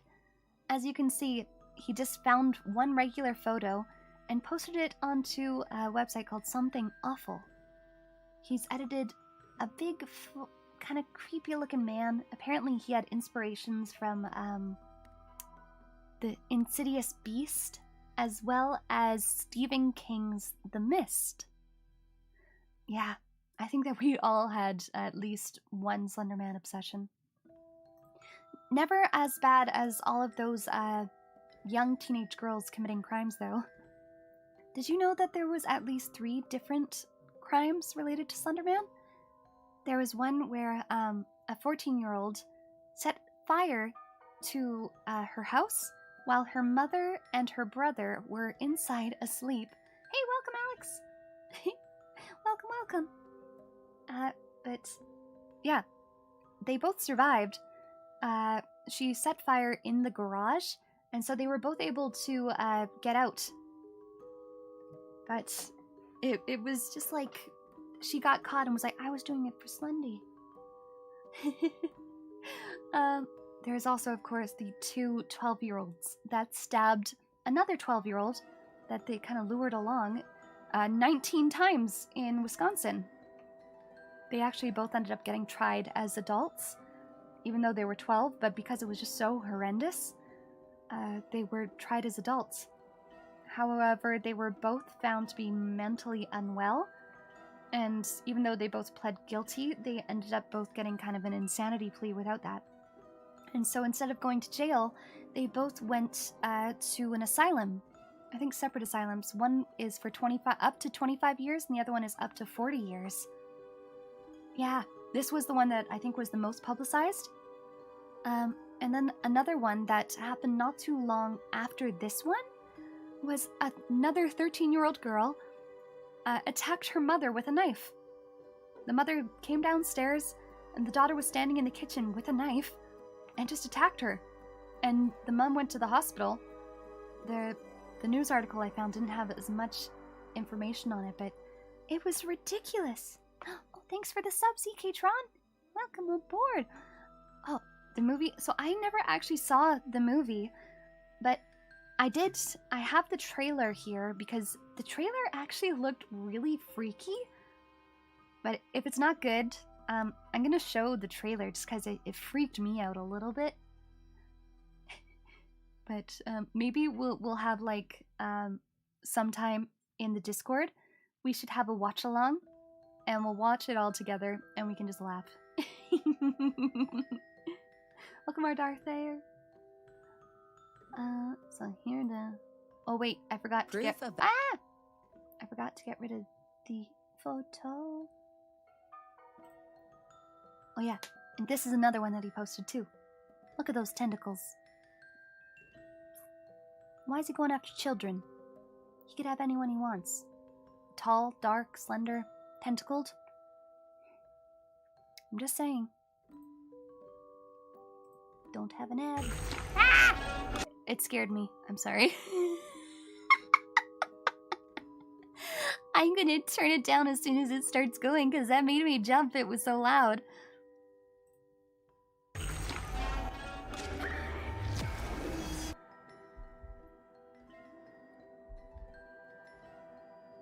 Yeah, this is the official trailer. Oh no. I can't click on that ad. I'm so sorry. Where is my daughter?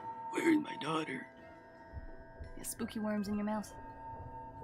Never catch me with that. Just disappear. Are you sure?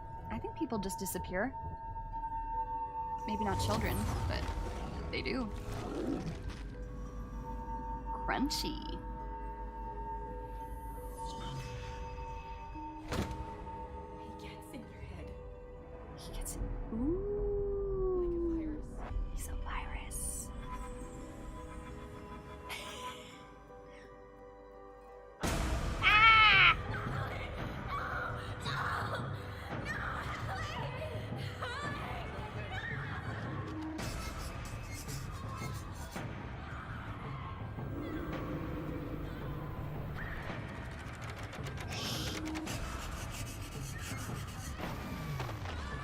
some long hair.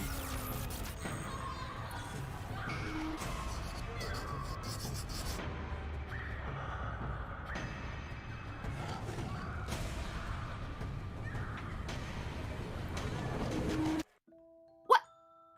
Did she just stab herself in the eye? But why?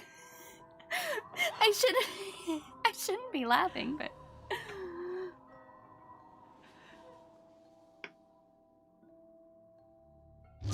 oh.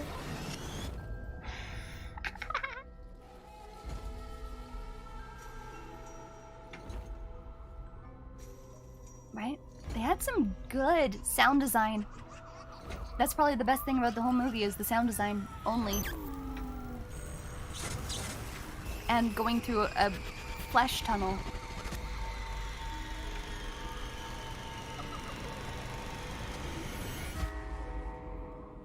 Slenderman.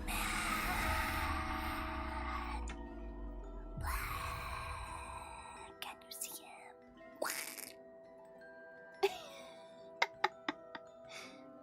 him? Yeah. But so, the whole, like, original story shortened version is that 14 children end up missing when a library burns down. And when they go into the building, there's bodies there, but it turns out none of the bodies actually belong to the missing children. And they end up reporting it to the police, and the police end up receiving a photograph of some tall guy with no face, dazzled up in his suit, and he has 3 of the kids that had gone missing in the photo with him. Apparently they were all playing together. Which, wait, is that probably what that other photo is? That makes so much sense. Nope. This one. I think these are the missing kids. We found them. Chat, we found them. We did it. We solved the mystery. They're all happy. It's fine. They didn't die. It's right. So obviously they went on to games were made and stuff, which 10 out of 10, fantastic and terrifying, and I love and hate them. I like the one especially where now you can play as Slenderman. I think that was a mod or something though. But then the movie went out, and so the last time that anyone ever heard of from the creator was literally in the year that the movie came out, which was on his Instagram. He posted and was helping hype up, and then the movie released and it was a flop. And yes, Lenny he already is a marketable plushie? I'm gonna buy one. How could you not be attracted to a man with tentacles, right? He can clean for you. That's the only reason. He can do so much at once. Clean, bake, more cleaning, right? I know, the CGI actually looked pretty good, and I mean, overall, that trailer was actually kind of terrifying, admittedly. I have one more kind of cool thing. He actually, I wonder if you knew this, he made an appearance in My Little Pony. Yeah, he has a canon little show up into the My Little Pony. Here, I got the video here. Cameo, that's the word. We go over here. Look, he's in.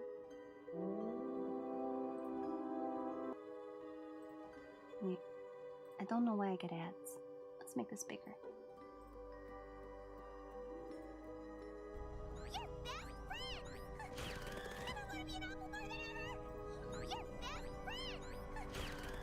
I promise.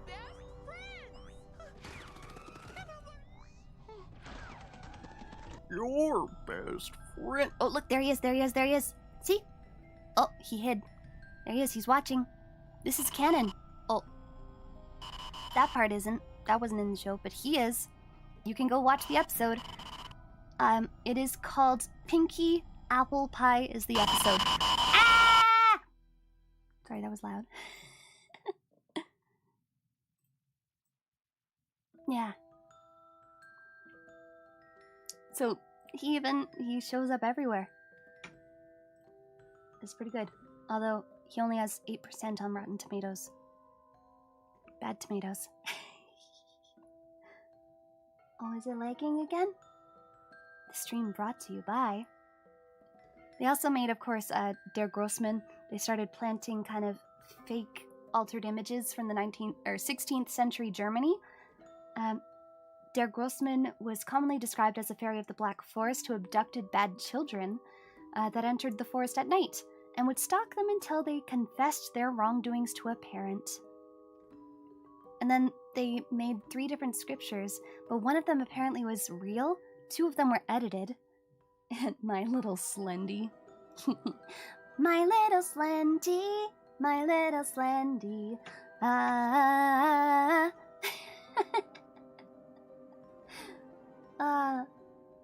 Some people think that he could actually be real due to the tulpa effect, or tulpa effect. It's something that's actually from Tibetan Buddhistry. It's Tibetan mysticism / Buddhism, and it's a meditative practice that can conjure up seemingly autonomous imaginary friends. Basically, the more people that believe in something, then it will kind of absorb all of that energy, and you will make it real. It kind of like foster home for imaginary friends, I guess. And there was some other shows too, I think, that did that. But the more you believe in it... Oh, and like Peter Pan, you have to believe in fairies, right? I believe in fairies. I believe in fairies. We're all fairies. It's good. Yeah, so it can manifest and become real. So, I don't know, maybe don't believe in Slenderman? I kind of prefer that to not happen. And yes, sorry, the chat on the screen is definitely delayed. However, I can still see your chat real time. Which is why I called it a tulpa gone wild. Yes, Indie Man, you got it. 100%. Oh, yeah, and Slenderman The Arrival. That was the other one, because they did Slenderman in the 8 pages, and then that went over well, so they made a new one. Slenderman The Arrival. And the Marble Hornets videos, yes! Which I tried watching them, and they were just weird. It was supposed to be that there's a guy who's supposedly a film student, and he goes on to create his very first film project, and while they're filming it, he ends up coming across the creature, and it basically starts to make him go insane. Cat girls? Cat girls? What about? So that's how we get cat boys and cat girls? You guys are the way of the future. You think correct. You think way proper for what we need to focus and tulpa together. I bet that if we were all to sit down together, we could conjure up some cat girls or cat boys or bunny boys. Bunny girls? We got lots of stuff that we gotta conjure up. I think that we gotta do it. We have to. You brought it up now. So, you've doomed yourself. It's what's gonna happen. Next one. I'm going to do the Russian sleep experiments. I don't know if you know this one as well.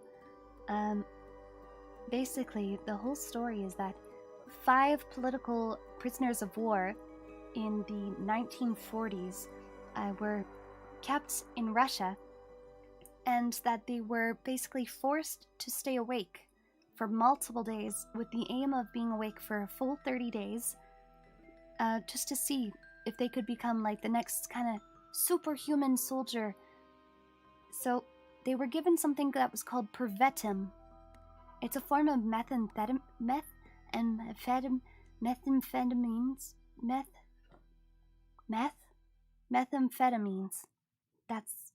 That's it. We're going with it. And it was in Soviet Russia. In Soviet Russia, Methamphetamine takes you.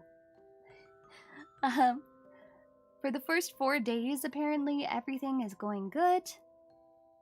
And on day 5, they start to experience mild forms of psychosis. Actually, I have some cool photos that I want to show you. Wait, I got to move. So this is supposedly the photo of what they looked like, one of them looked like towards the end. Yeah. Face pulled back, weird and gaunt eyes. Pretty creepy. Just gonna say. But we have a whole good story. Where is it? Show me. Hello? Dun dun. Yes. There. So, it started out with 5 prisoners of war. I'm going to pull this story over here. The test subjects were all political prisoners and deemed enemies of the state. In Soviet Russia, Catboy wants you. I wish. After 5 days, they started to complain about the circumstances and events that led them to where they were, and started to demonstrate severe paranoia. So they were all placed inside of this room, the 5 of them. The only way that you could watch them was through this tiny porthole. They had portholes all around. They were given food, but they had this gas that was being fed to them basically through the ceiling. And this is how they were administered the drug that keeps them awake. Needs more tracksuits. Right? Maybe the Squid Game was based off of this in major scale. Except for these guys don't win nothing. Is that a spoiler? Probably not. It's okay. Slowly over time, they all thought that they could win the trust of the experimenters because it was that if they can make it the full 30 days, that they will win their freedom. And they'll be able to go back home. And, all the researchers were watching and making sure that they're getting good oxygen levels, that they're getting all their drugs, keeping them nice and high. And then, they started to have kind of a breakdown. They started to think that, they would start screaming. They had people that would then fight and battle. And they would stare out. You could tell that they were trying to win the trust of the experimenters. And finally, things started to go more and more downhill, and so did the whispering into a microphone in the room. After the 3 more days had passed, and they were now nearing the 2-week mark, the researchers would check to make sure that everything inside was still working, because they're not going to open the door. Since they thought that maybe the microphones were broken, because now suddenly there was no sounds at all. They needed to make sure that everyone is alive. The oxygen levels were working, so they should have been. On the morning of the 14th day, the researchers did something they said they would not do to get a reaction. They used the intercom inside of the chamber, hoping to provoke a response. They announced, "We are opening the chamber to test the microphone. Step away from the door and lie flat on the floor, or you will be shot." Little did they know this experiment would later go on to become regular VTuber watching practice. The perfect test subjects. Compliance will earn one of you your immediate freedom. To their surprise, one single calm voice responded, "We no longer want to be freed." Finally, after more time went on, the chamber was flushed of the stimulant gas and filled with fresh air, and immediately voices from the microphones began to object. 3 different voices objecting, begging for the gas to be turned back on. At least 4 of the 5 subjects were still alive. Although, no one could really call them in this state properly alive. Their food rations had not so much as been touched for days. There were chunks of meat from the dead subject's thighs and chest stuffed into the center of the chamber, blocking the drain and allowing 4 inches of water to accumulate on the floor. Precisely how much of the water on the floor was actually blood was never determined. All 4 surviving test subjects had also had large portions of muscle and skin torn away from their bodies. They had begun to consume themselves. Yeah.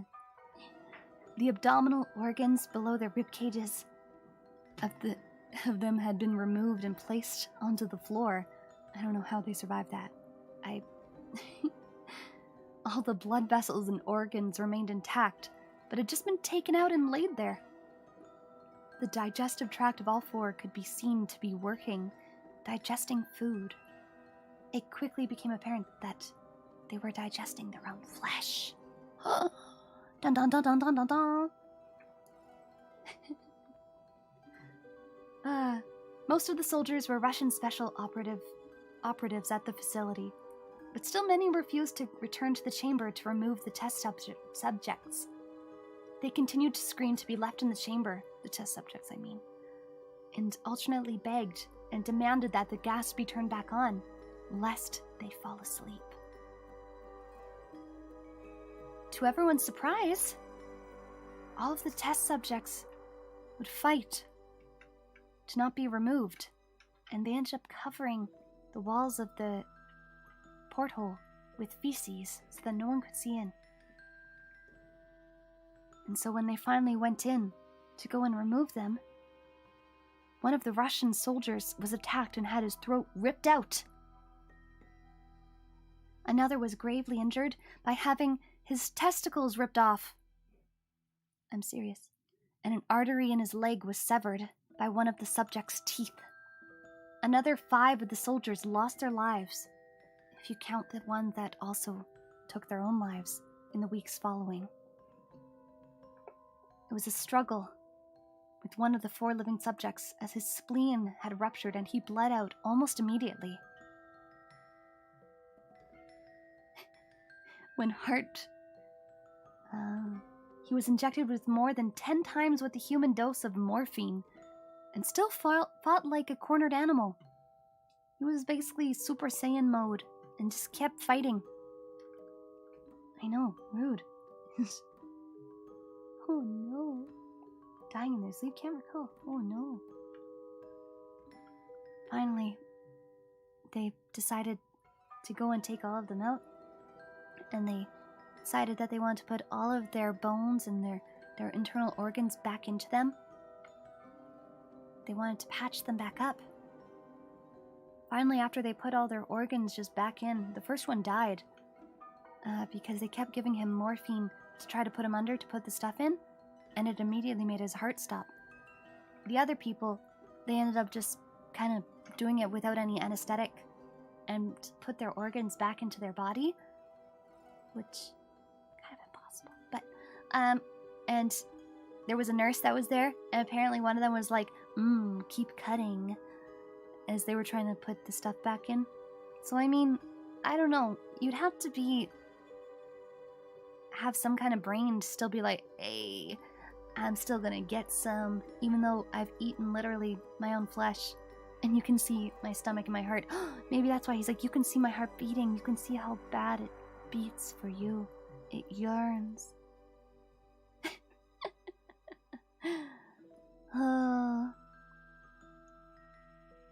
They eventually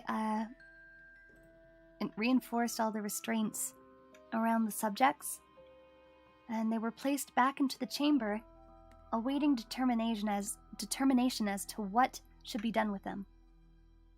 Yeah, this is the one guy died. They're like, we can't really save this dude. Oh, that's okay. Basically, once they put the gas back on, the last surviving member, his brainwaves just immediately stopped. And he died. And finally one of the doctors was like, screw this, I'm gonna kill you guys, because what are you? And the one last subject sitting there said, "Have you forgotten so easily? We are you. We are the madness that lurks within you all, begging to be free at every moment in your deepest animal mind. We are what you hide from in your beds every night. We are what you sedate into silence and paralysis when you go to the nocturnal haven where we cannot tread." The researcher then paused and shot that dude in the heart. And, subject's last words were, "So nearly free." And then he died.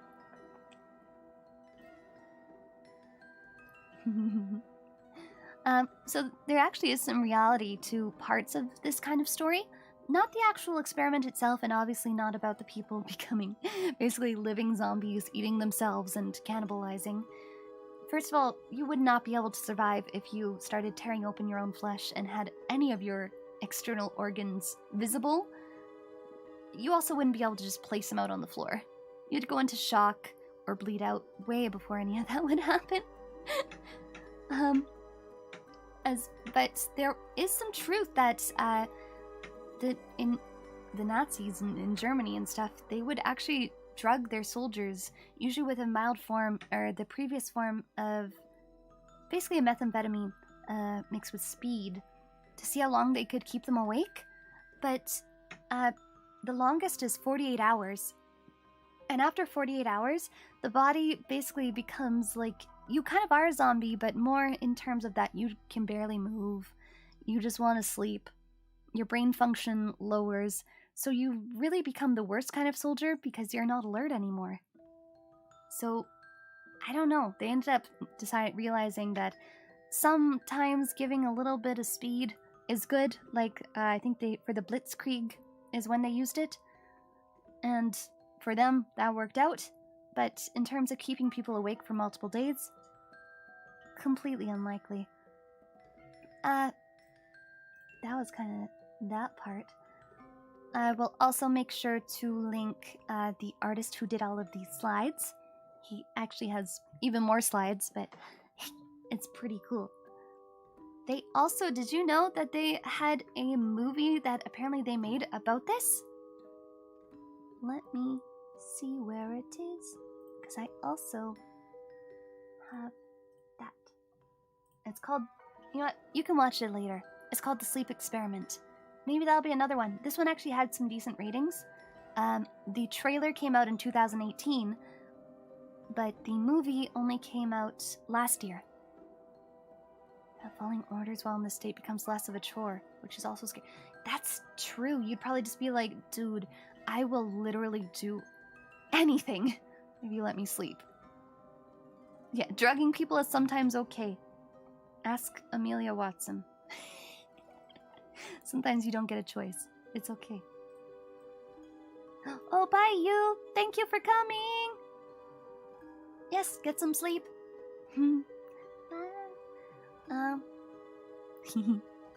So that's the Russian sleep experiment.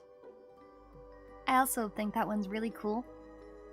There's just so many. It's fun when you go into some of these things and you start looking for the inconsistencies and things that just wouldn't physically work or are never reported in history. Also, how would the person who, I could not find the name of the author for this, by the way. I looked really hard. Yeah, I know, I didn't know this one had a movie either until I did the research. Should I show the, maybe I will show the advert. Ba-do-ba-doo, ba-doo-ba-doo. Copy. But instead of that, we'll do this one. We'll do sleep. I'm just getting it pulled up. Ah! What the? Okay.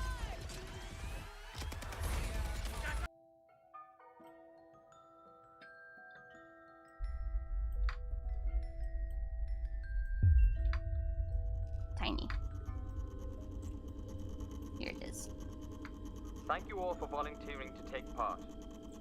Except for no one volunteered. The experiment is being conducted conducted for research purposes, and your prison sentence will be spared if you comply to the requirements of the experiment.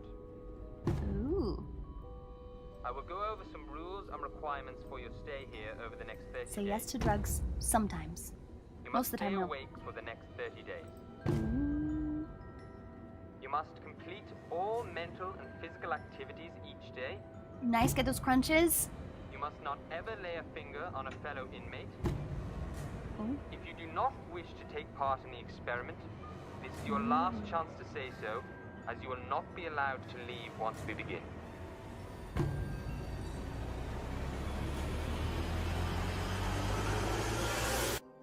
The experiment will begin now. The sleep experiment. Ah! I am Ghost. That is all.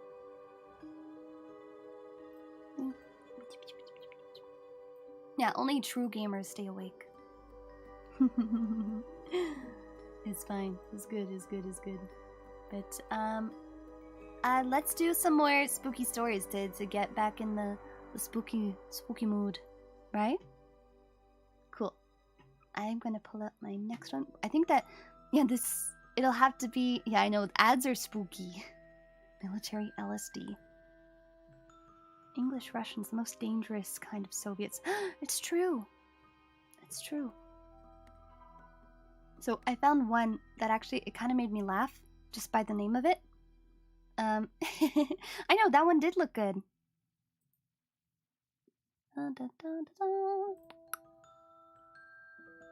So this scary story, it's called Sticky Notes, which I haven't actually read through it. I just thought it was hilarious because I was like, sticky notes. There's I have so many sticky notes everywhere, and so it was just like I gotta do it. I gotta read it. And what better time to do it than when we're all together, right? Yeah. Sticky notes.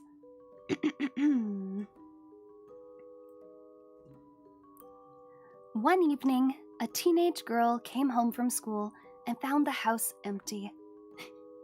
Her mother had left a sticky note on the fridge for her. It said her father was working late, her mother was out shopping, and her younger brothers were at soccer practice. She was alone in the house. The girl locked the front door just in case. Then she put her mobile phone on the hall table. Why didn't her mom just text her then? Hung her keys on a hook and went upstairs to her bedroom to change clothes. As she was getting undressed, she saw a sticky note on her bed. She picked it up and looked at the message. It read, "There is someone in the house." She assumed it was her younger brothers playing a trick on her, so she crumpled the note. Okay, very funny, guys. What happened? Did you two miss soccer practice? No one answered. Hey, I know you're here. If I find out you two went through my stuff again, you're dead. The girl went downstairs to the kitchen to fix herself a snack. When she opened the refrigerator, she discovered another sticky note. It read, "There's nobody here but you and me." She dropped the note and said, "Hey guys, this is not funny anymore. Stop it." There was no answer.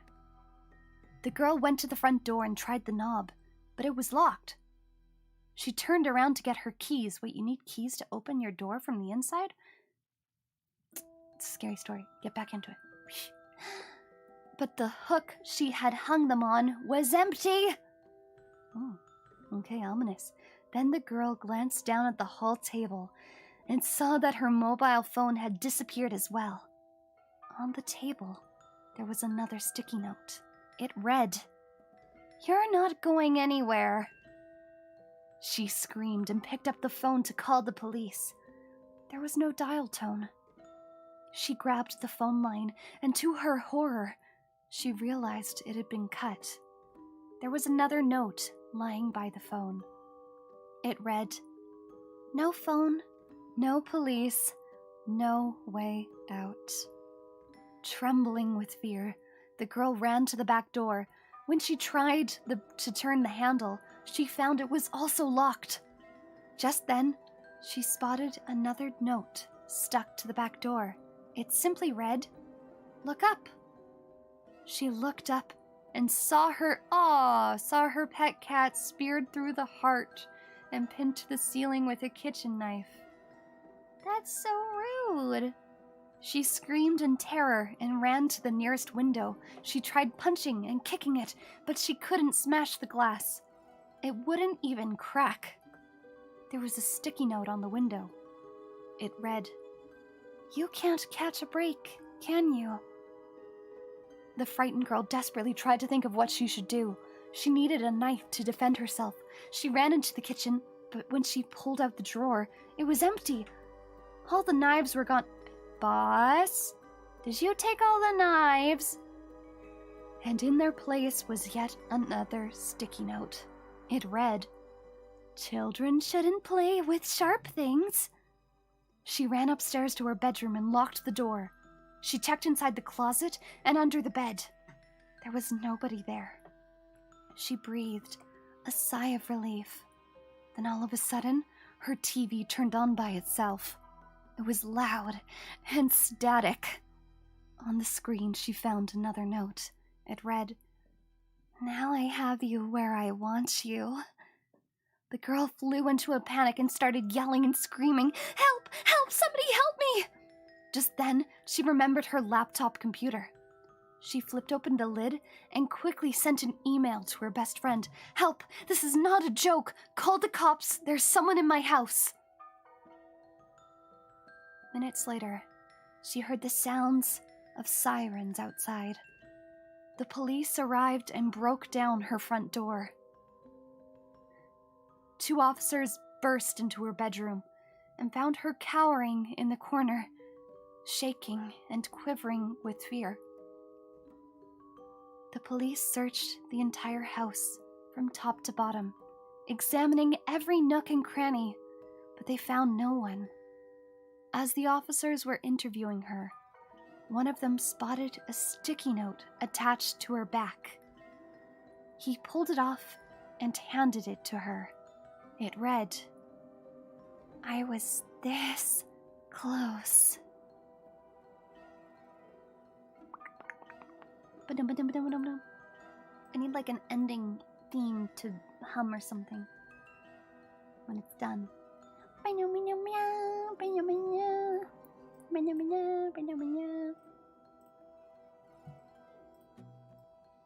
What'd you think? That one kind of made me laugh a little bit. Just a little bit. I mean, that'd be terrifying, but it was, right? I don't know. I'd be worried. Boss, please don't go and put a sticky note on anything. I wouldn't be able to take it tonight. I know, I would freak out too. I'm gonna really, really, really in-depth look at all of my sticky notes and make sure that none of them have someone else's writing or anything ominous on it. Go, or do you mean,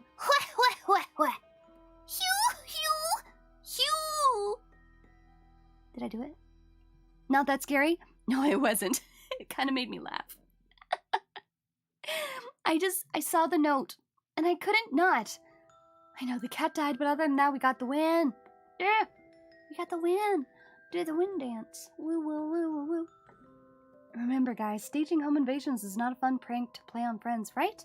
Especially if you kill their cat. I feel like that takes the joke a little, just a smidge too far. It's just over the line, you know? Oh no, I did give her ideas, didn't I? Yeah, cat, you died for nothing. You were just a stage prop.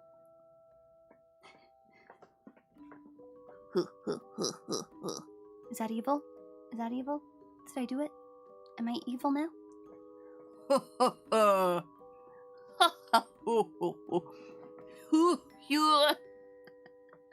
Sorry, I don't actually know if I'm doing it right.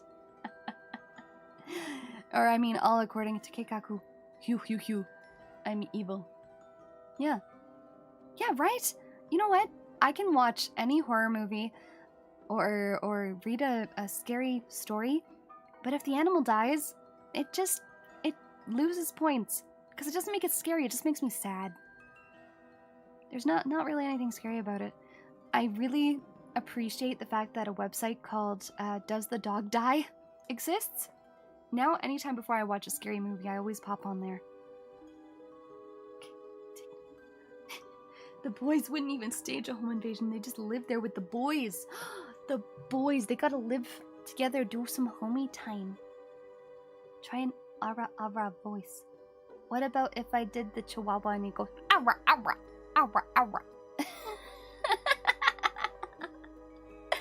I don't think that works. I sound like the Count from Sesame Street.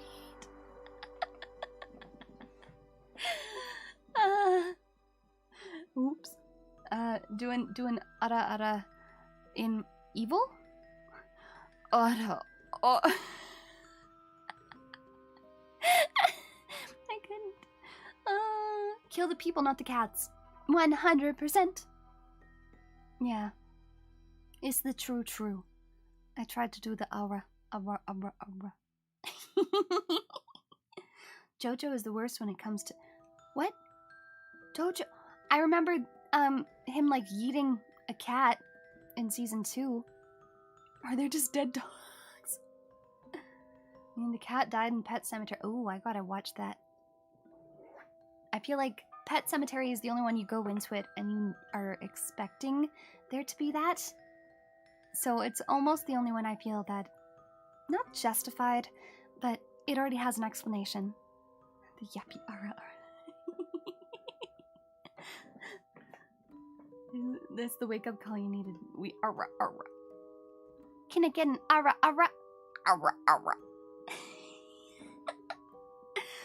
I hate that I make myself laugh, but I also love it.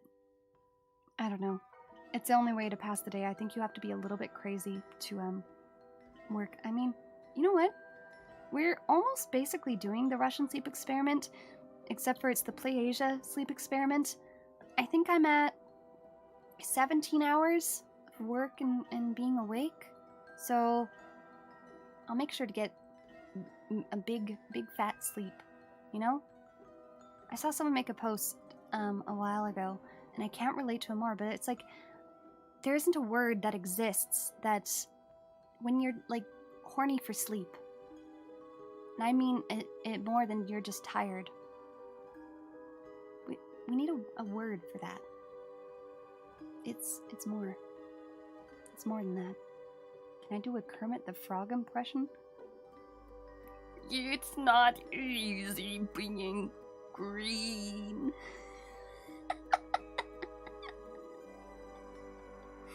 Oh, Frank and Weenie make me cry. Did I do it?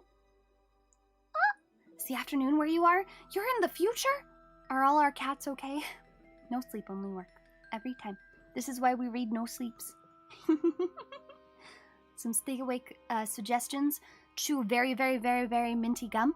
I got some at the convenience store in Japan, in Tokyo. And it literally, I thought that it had caffeine in it. I was a little disappointed to find out it was just really minty. But yeah, I don't know. Do you ever have it where you're anxious to go to sleep? I find at the end of a day, especially a work day, and you're laying there in your bed and you're kind of like, I'm just not ready for the day to be over yet because I haven't had my me time. No, I haven't finished my beer. It's sitting there half full. And then you go onto your phone and you read webtoons for another 3 hours, and then suddenly you look at the time and you're like, oh man, it's 2 a.m. And what is sleep? I guess I sleep. Since this job, I have ruined my sleep. I used to be like an 8 a.m. riser, and now it's better if I just stay awake until the next work shift.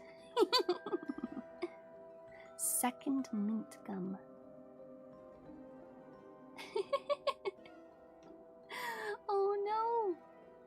you just getting to talking about sleeping remind me of Jeff the Killer? Oh, yeah. You know what? You can always hop back and listen to that part of the stream. Get yourself freaked out. Also being terrified. Existential dread. I find that those are great for staying awake. Oh my gosh, there's some flirting going on in chat. Remember, if you become official, you have to report it to HR. It's a rule.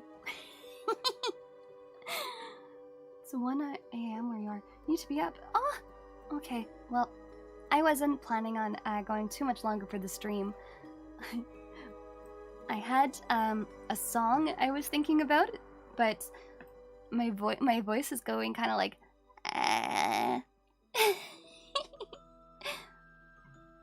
So, we had a choice of 2 songs. What do I think of?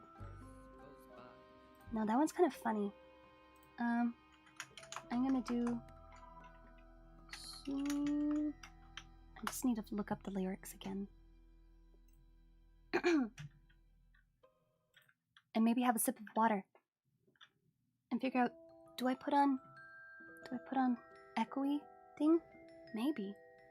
Tell me if the echoey sounds good. I haven't done it other than earlier. What? Does that sound good? For a little sing song? Hmm? Sip water.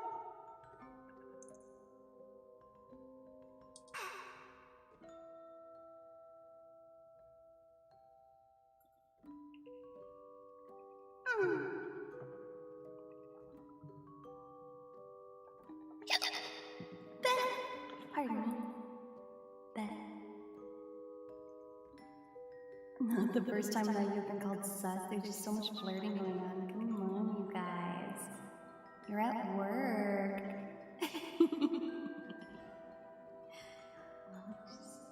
Goodness. Very big. Is it too bad? Is it too big of a reverb? Maybe I should just have the reverb off then. Trapped in the well set. Okay.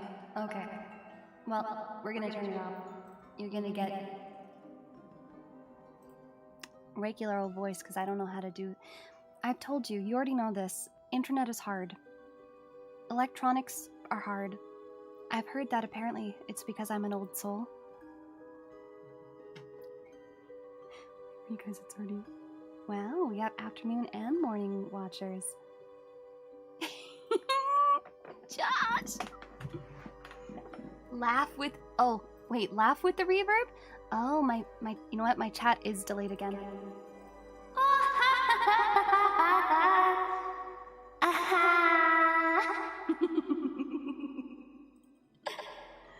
Now I go and double check.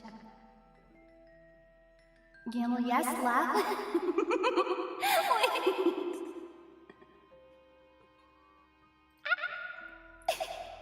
Okay. Laugh with the reverb. Is the reverb on? Hello? Yes. Oh my god. That reverb. It's, is that a yay or a nay on the reverb? It's pretty bad.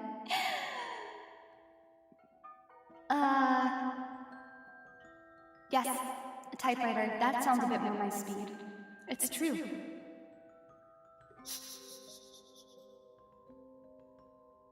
Well, you know what? You can have my toy microphone. Maybe it might make all of this sound a little creepier anyway, so it'll be okay.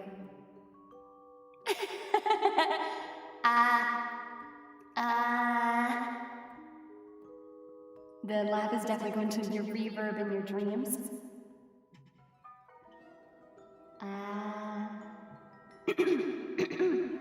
Let me get on key. Forgive me.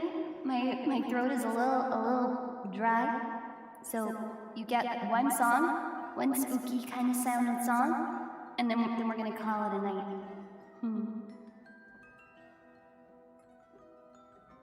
Okay.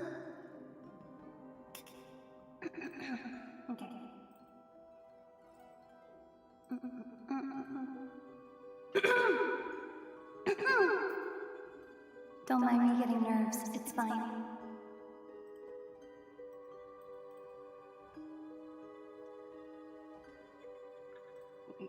I forgot to pull up the lyrics.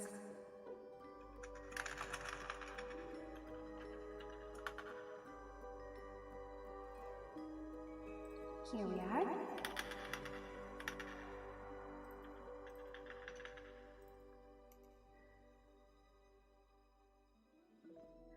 Come, little children, I'll take thee away into a land of enchantment.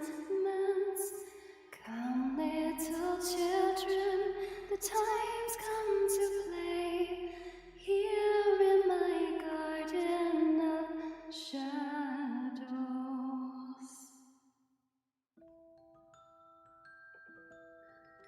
Follow, sweet children, I'll show thee the way through all the pain and these sorrows.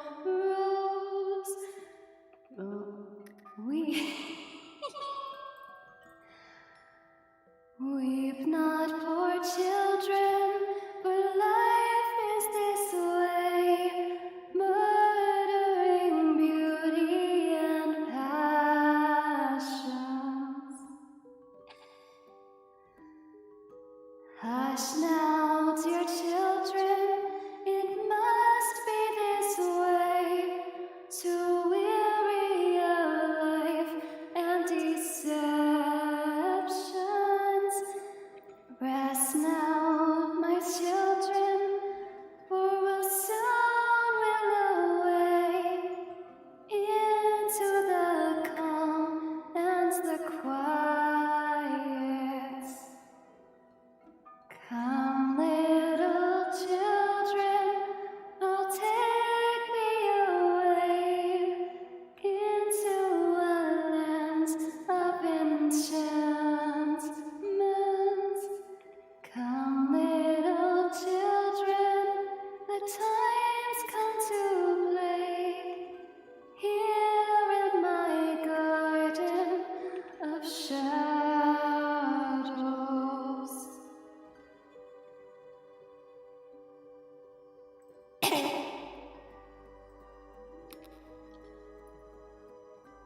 Yep.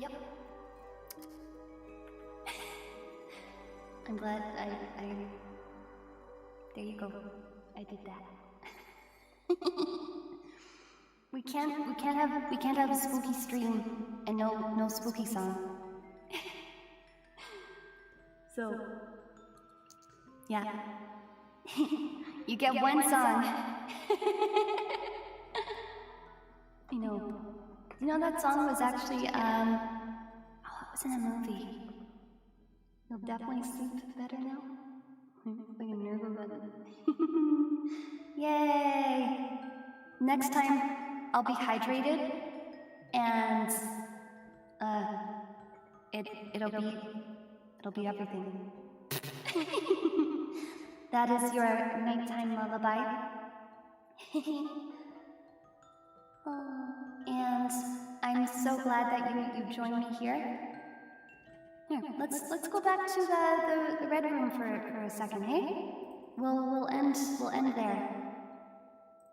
Dun, dun, dun, dun. We're gonna go.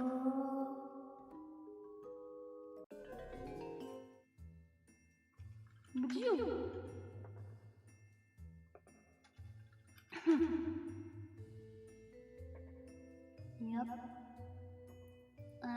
So, thank you all for coming out to our very first lore dive stream. I hope to do more of them in the future. Please, if you ever have any suggestions, feel free to suggest them to me. And, yes, Hocus Pocus was the movie that was from. One more, I don't know anymore. There's only the Hearst song. Which that one was like, it was almost kind of funny.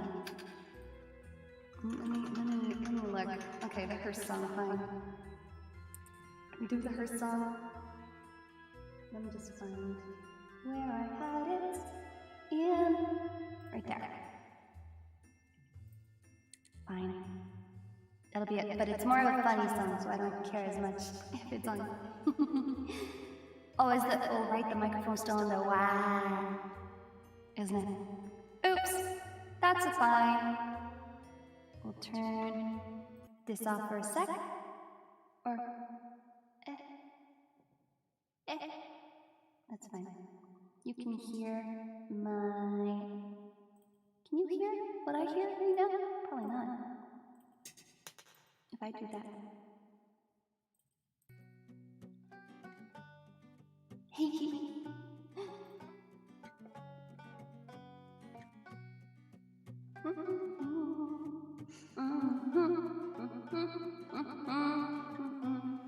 Don't ever laugh as a hearse goes by, for you may be the next to die. They wrap you up in a big white sheet, from your head down to your feet. They put you in a big black box and cover you up with dirt and rocks. And all goes well for about a week. And then your coffin begins to leak. And the worms crawl in, the worms crawl out. The worms play pinochle on your snout. They eat your eyes, they eat your nose. They eat the jelly between your toes.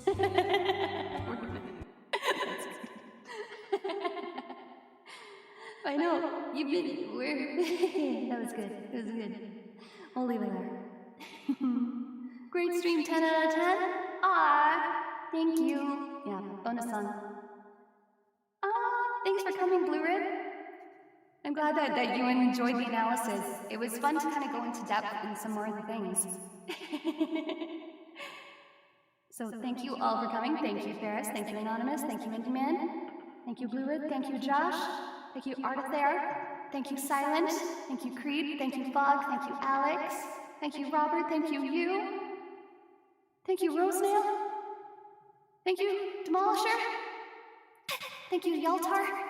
Thank you, Boss. Thank you, C14 Dog. Thank you, Calamus Prime. And thank you, ZK-Tron. I really hope I didn't miss anyone. If I missed you, I just want to say thank you. Yeah. Right? We're gonna run out of time to do the spooky, scary skeleton song. But you know what? I believe that you'll have to go and check out Boss's channel. She has some awesome things planned. Yeah. Oh, thanks for coming through, Purple Ditto. Sorry that it's ending right as you're arriving. Non was here. You did it. You were here. Thank you. I'm looking forward to having you all back. I'll make sure to post a schedule soon, and I will actually post it before the last stream. I promise this time. Oh my gosh, thank you, Naomi. Thank you. Thank you. And thank you for reminding me. And thank you, Nostromo. Awesome. Have a wonderful night. Stay spooky. And happy Halloween. Bye.